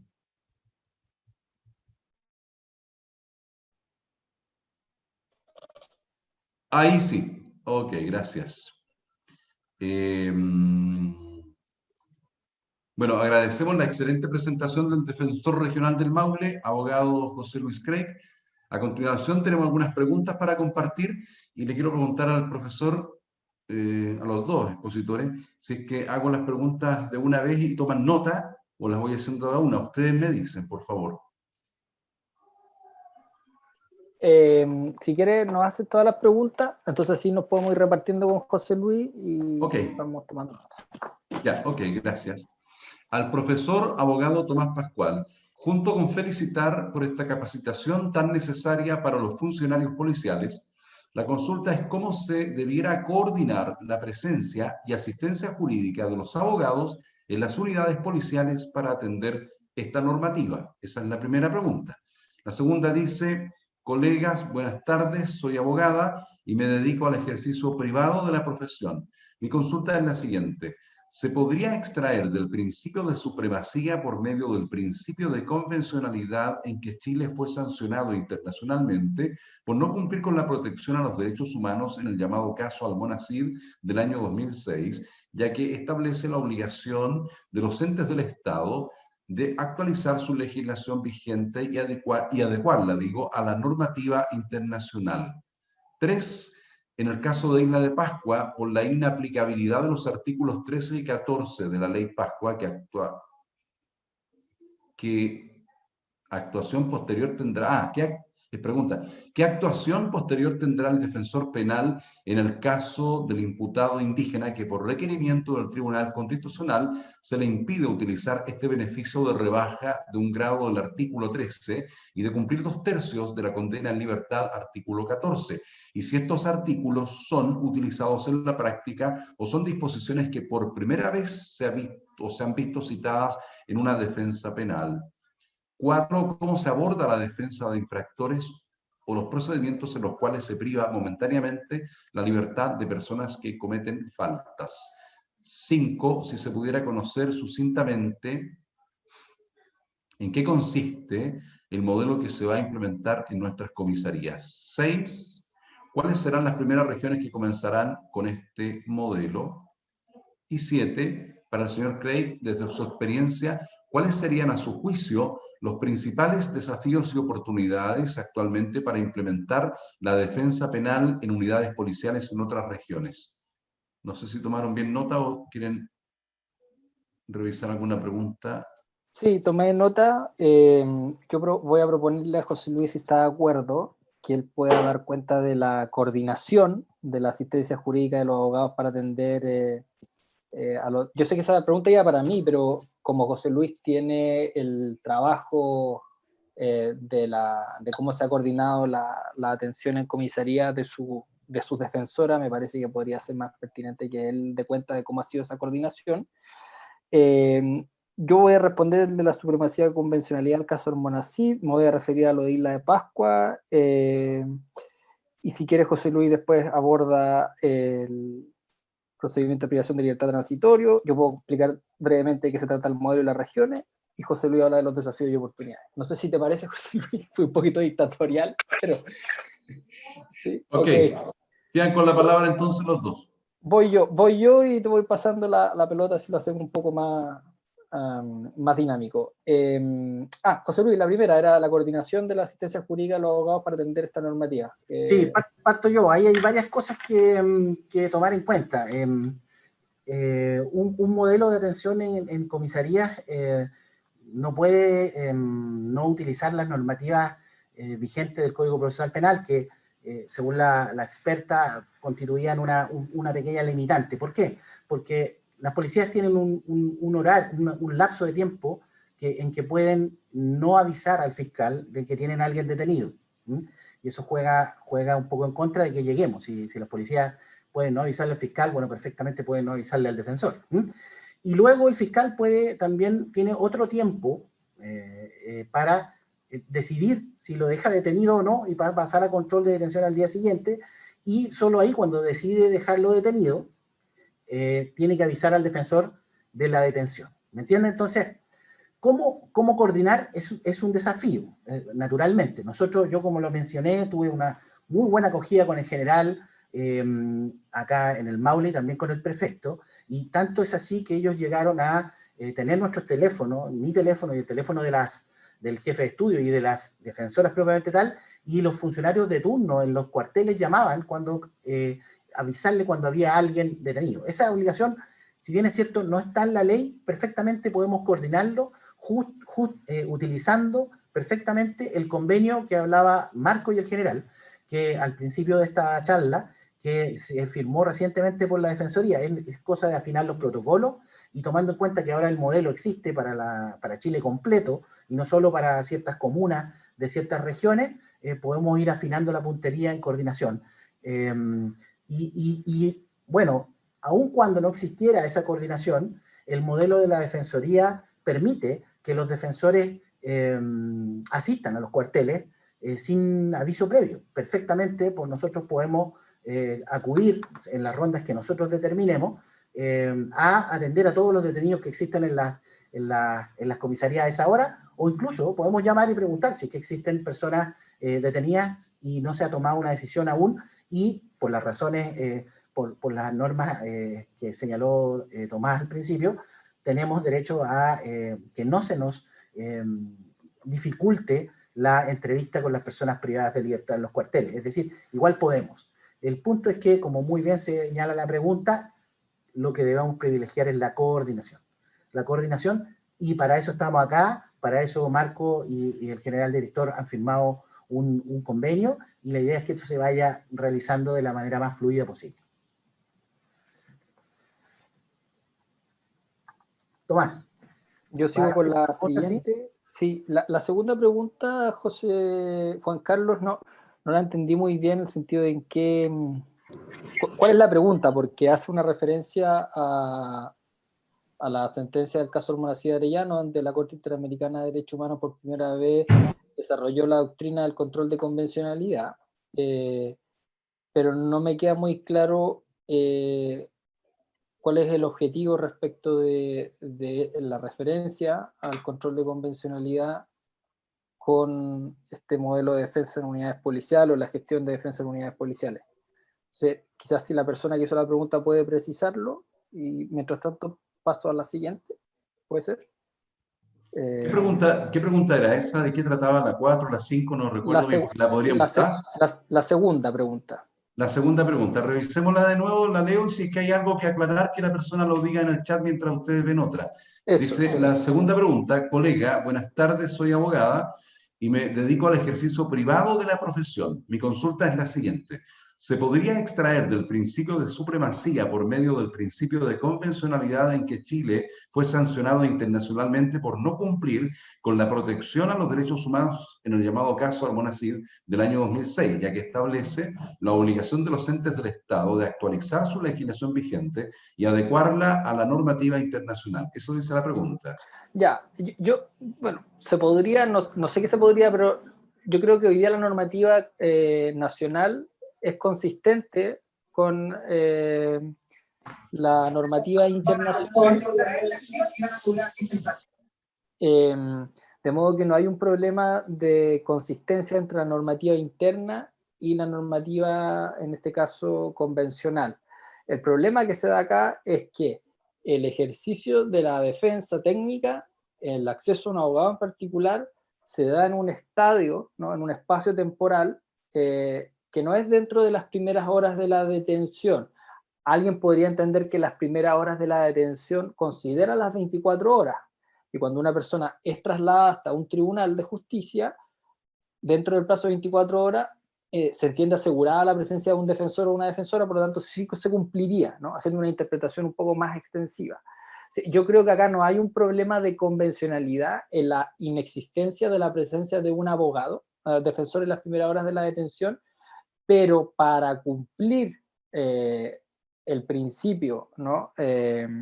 de alguna manera de un cumplimiento que sea más favorable para la protección de los derechos de las personas, sí se hace necesaria, ¿no?, este avance, ¿no?, este paso adelante que estamos dando con la defensa o la presencia de defensoras y defensores en las unidades policiales.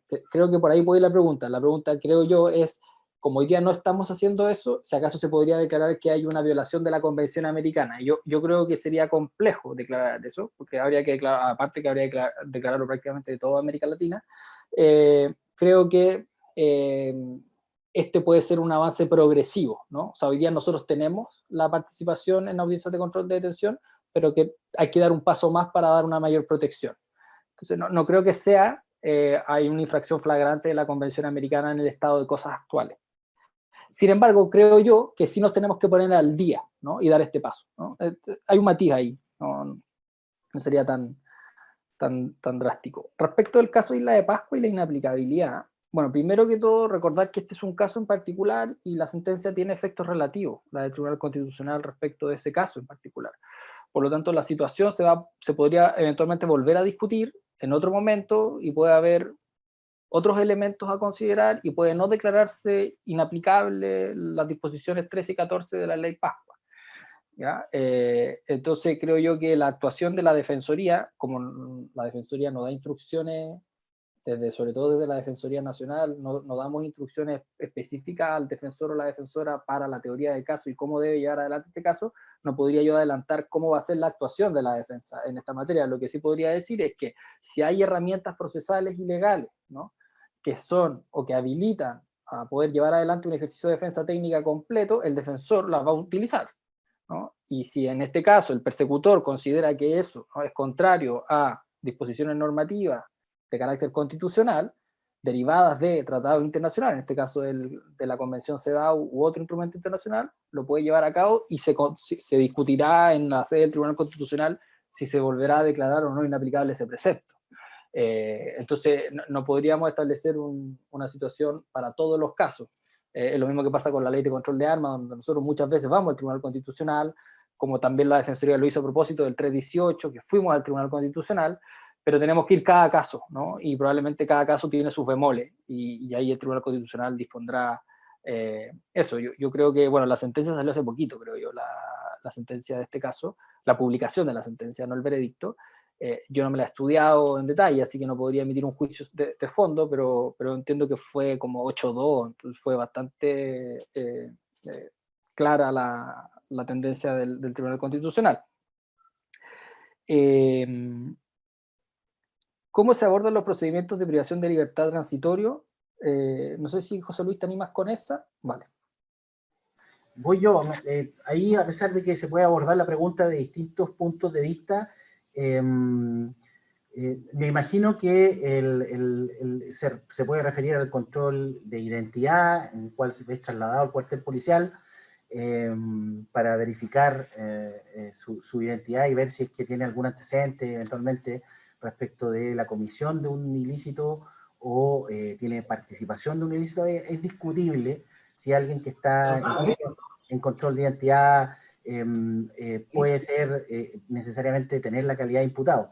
Mi impresión es que cualquier persona que esté en un cuartel policial no voluntariamente puede ser objeto de algún tipo de defensa de un letrado. Ahora, si la pregunta se refiere a cuando son muy cortas las detenciones y no alcanza a visitar a algún defensor, como vi una pregunta ahí en el chat, interesante, y decretan la libertad sin un control jurisdiccional, ¿cómo se puede declarar ilegal la detención? Bueno, ahí ya, si no hay control jurisdiccional, no va a haber un juez que pueda declararla ilegal la detención. Pero sí quedan los mecanismos de indemnización por vía civiles, eventualmente, y eventualmente las querellas por los delitos que estén asociados a una detención ilegal, que puede hacerlo perfectamente de manera privada el afectado, el supuesto afectado, digamos. Ahí la Defensoría ya no tiene mucho que ver si es que no se inicia la causa formalmente, porque nosotros defendemos procesalmente a personas que están siendo acusadas por algún crimen, simple delito o falta. No sé si eso contesta la pregunta.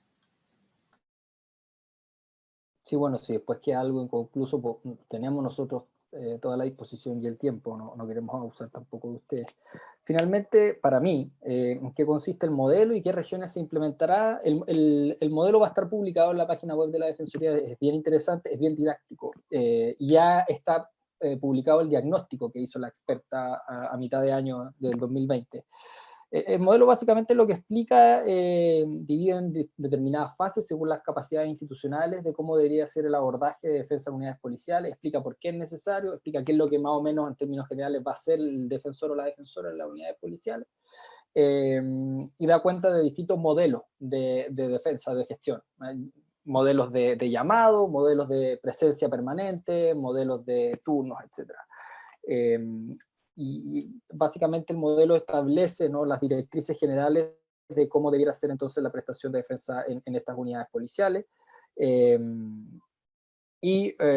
para que eso sea sostenible en el tiempo, ¿no? A partir de la realidad nacional, pero también recogiendo las distintas realidades regionales, porque la realidad de Chile chico no es la misma que la que tiene San Joaquín, ni San Miguel, ni Santiago en un día de protesta, ni la que tiene Combarbalá o la que va a tener Antofagasta, ¿no? Entonces, evidentemente que hay ajustes que cada región tiene que hacer, además que tenemos que entrar a una discusión presupuestaria, ¿no? Para justamente poder tener los recursos humanos, ¿no?, que nos hagan posible hacer de esto también algo sostenible. Recordemos que la Defensoría trabaja con un sistema mixto de prestación de defensa, con abogadas y abogados licitados. Entonces, no es tan simple esto para hacerlo sostenible en el tiempo y requiere una organización o reorganización de algunos de los recursos humanos que tenemos.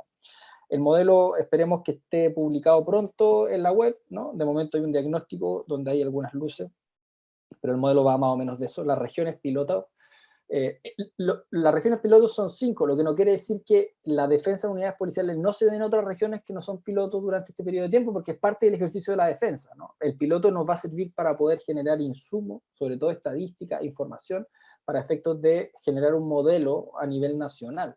Pero en todo caso, Antofagasta, las 2 regiones metropolitanas, ojo que Antofagasta no es toda la región, va a ser probablemente la comuna de Antofagasta, con un tribunal de garantía, 2 o 3 unidades policiales dentro de la comuna de Antofagasta.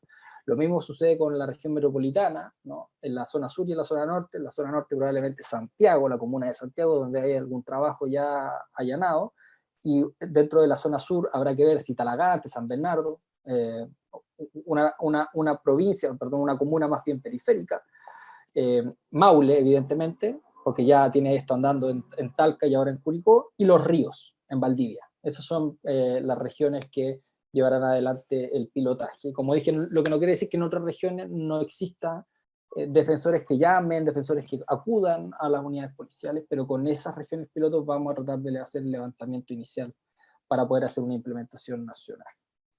Eso por aquí. José Luis, te paso la palabra para los desafíos y oportunidades. Sí, quedan varias preguntas, algunas que también recogí ahí del chat. Bueno, la primera en cuanto a desafíos con las otras regiones, sí. Nosotros como Maule tenemos un camino allanado, porque ya cambió el general y el prefecto y también mantenemos las mismas coordinaciones, y tanto es así que ahora desde el 1 de enero nosotros comenzamos este mismo modelo que teníamos en Talca, lo replicamos en Curicó y nos vamos a incorporar a este pilotaje a nivel nacional. Yo pienso que el principal desafío, aparte de lo que dice Tomás, en el sentido de tener el recurso humano defensor y defensora para ir a las comisarías en las tardes, etcétera, que también requiere una carga de trabajo distinta al del defensor habitual de defensa general, es un desafío conseguir, digamos, la disponibilidad presupuestaria para, ojalá, contratar más defensores que se dediquen exclusivamente a esa línea de defensa. No lo sabemos, vamos a ver cómo funcionan los pilotos y si eso es lo que se necesita. Y también yo creo que el desafío, lo dicen ahí muy bien ustedes mismos en el chat, es la coordinación. Naturalmente, este es un modelo que si bien es cierto, podría haberse empezado a aplicar desde el 16 de diciembre del 2000, es una novedad, no es normal en Chile que abogados o abogadas concurran a los cuarteles policiales para ver y entrevistarse con los detenidos y detenidas. Entonces tenemos que coordinarnos de la mejor manera posible. Eso lo engarzo con otra pregunta muy interesante que hacen en el chat, que no la mencionó Juan Carlos, es si se había producido con este modelo en Talca una baja en las denuncias de apremio ilegítimo y de eventualmente tortura. Eso también lo medimos, y generalmente los detenidos dicen, cuando el juez al otro día en el control de detención le dicen, ¿cómo lo trataron? Me pegaron, esto, es verdad, disminuyó porque se produce un natural control cruzado, un check and balance, dirían los gringos, en el sentido de que tener una presencia permanente de los defensores desincentiva una eventual conducta un poco abusiva, que se puede dar por la particular vulnerabilidad en que está una persona detenida por el Estado en un cuartel policial, probablemente enrejado, ¿no es cierto? Naturalmente, se produjo una baja en esas solicitudes de oficios que los defensores habitualmente y las defensoras piden en los controles de detenciones para que se investigue una eventual golpiza que pudiera haber existido con el detenido el día anterior. Es natural, y así lo conversé con estas mismas palabras con el general. Es muy bueno que estén en nuestros cuarteles, porque si ven nosotros cómo trabajan, y también esto sirve para que los protocolos se cumplan. Y tener a un defensor o una defensora todas las tardes, un rato, o todas las noches, en los cuarteles, naturalmente va a bajar ese poco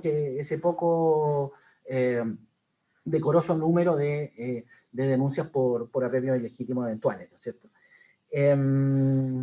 Otra persona decía, ¿hay un tiempo razonable para pasarle al detenido?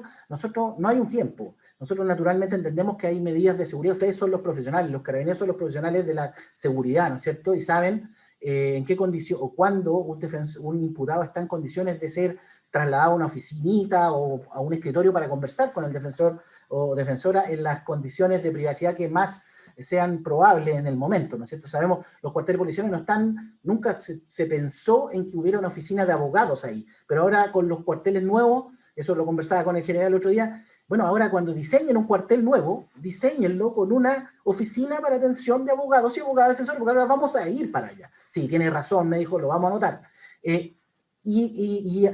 Sabemos que ahora la mayoría de los retenes, etc., no tienen esas facilidades, y por eso los concentramos en ciertos lugares, pero naturalmente tenemos que usar la razonabilidad. Sabemos que si un defensor tiene que trasladarlo, tiene que adoptar las medidas de resguardo, incluso para nosotros mismos, como defensores, vamos a esperar. Pero hay un colega, parece que se enojó y hizo la denuncia porque le estaban entorpeciendo el contacto con el detenido o con la detenida. Bueno, ahí se usa el criterio, ¿no es cierto? Y bueno, hay tantos criterios como personas hay.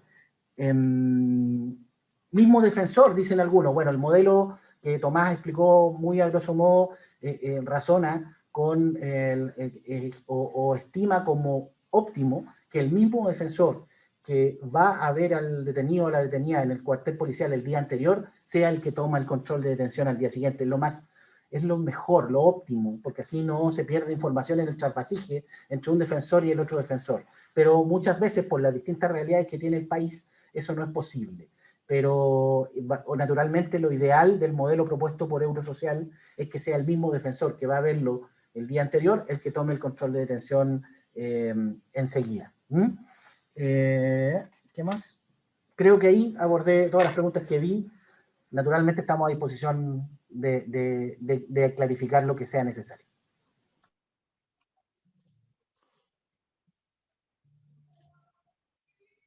Bueno, tengo audio, ¿verdad? ¿Me escuchan? Se escucha. Ok, gracias. Bueno, yo creo que las preguntas que están en el chat y otras que queden ahí en los registros pueden ser respondidas después, tal como dice el cierre de este seminario, ¿no? Agradecemos a nuestros expositores por sus respuestas y colaboración en esta jornada formativa. Las preguntas que no han sido respondidas serán respondidas con posterioridad a través de los canales web de nuestra institución.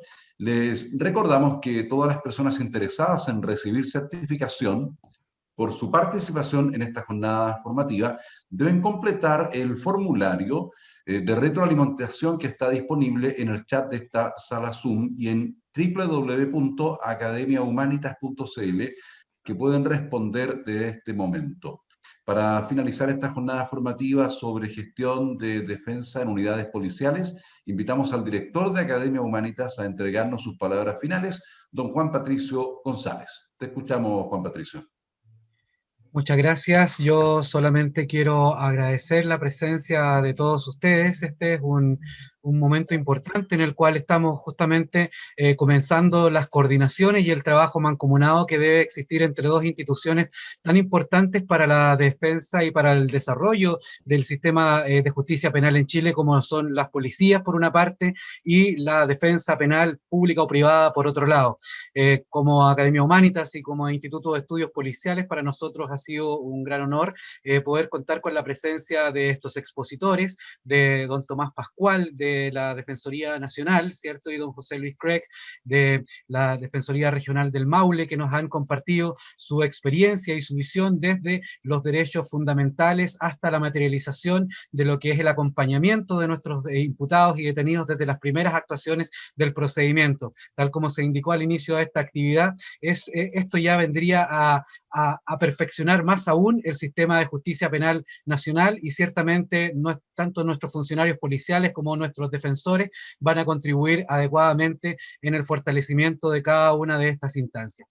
Para finalizar la jornada, queremos también escuchar a nuestros expositores con algunas palabras finales. Comenzamos con don Tomás Pascual. Rique, le escuchamos, por favor. Muchas gracias, Juan Patricio, por la invitación de nuevo. Espero que sea la primera de varias. Hay muchas cosas, creo yo, que efectivamente podemos compartir en este ámbito, que pueden ser de ayuda mutua, de aprendizaje. Hemos tenido un trabajo súper interesante con el alto mando de Carabineros y con la Dirección de Derechos Humanos. Y estamos pronto también a realizar una serie de actividades en ese ámbito institucionalmente, lo que no obsta que también en el marco de Humanitas podamos también seguir fomentando esos lazos. Así que agradecido. Creo que el trabajo con los actores del sistema de justicia y con las policías es clave para mejorar, ¿no? El tratamiento a las personas, es lo que al final todos queremos, creo yo, hacer del sistema algo mejor y hacer mejor nuestro trabajo. Así que nosotros encantados y siempre disponibles para esto. Muchas gracias. Muchas gracias. Don José Luis Craig, escuchamos. Gracias. Bueno, muy agradecido, la verdad, de compartir la experiencia ya recabada en 20 años ya de trabajo. La relación entre la Defensoría Penal Pública y las policías en general tiene que ser estratégica. No somos para nada enemigos, formamos parte de un mismo sistema procesal penal. Y si el sistema procesal penal es evaluado mal, como ocurre hasta ahora, de acuerdo a todas las encuestas y todas las consultas ciudadanas, los que perdemos, los que estamos siendo mal evaluados son carabineros, jueces, fiscales, defensores. Todos caemos en el mismo sistema penal que tenemos como obligación, como funcionarios públicos que somos, de siempre buscar la mejoría. Así que la verdad es que siempre cuenten conmigo para lo que necesiten, y la idea es mejorar para brindar un mejor servicio a todos los ciudadanos y las ciudadanas de nuestro país. Muchas gracias por la invitación y que tengan una súper buena tarde. Muchas gracias a ambos. Don Juan Carlos, lo escuchamos. Sí, bueno, el material presentado por los relatores expertos, así como registro audiovisual de esta jornada formativa, podrá ser revisado en nuestra web. Te invitamos desde ya a continuar participando de este ciclo formativo sobre defensa penal general y responsabilidad penal adolescente, el cual se seguirá desarrollando los días 1, 3, 4 y 10 de marzo, y en el que contaremos con la participación de relatores expertos en temáticas tales como Ley 18.216 y gestión de defensa en fase de ejecución penal, defensa penal de adolescentes y principio de especialidad, defensa en fase de ejecución de sanciones de adolescentes, neurociencias y responsabilidad penal desde un enfoque de derechos humanos. Les recordamos que este ciclo formativo culminará el lunes 5 de abril con el seminario Justicia Penal Juvenil, Desafíos y Oportunidades, en que compartiremos con doña Esmeralda Arosemena, eso es, de Troitiño, relatora sobre los derechos de la niñez y de la Comisión Interamericana de Derechos Humanos. Les dejamos cordialmente invitados a mantenerse vinculados a las actividades de Academia Humanitas a través de nuestra página web www.academiahumanitas.cl y redes sociales. Agradecemos su participación en esta jornada y esperamos encontrarnos en una próxima ocasión. Muchas gracias y muy buenas tardes.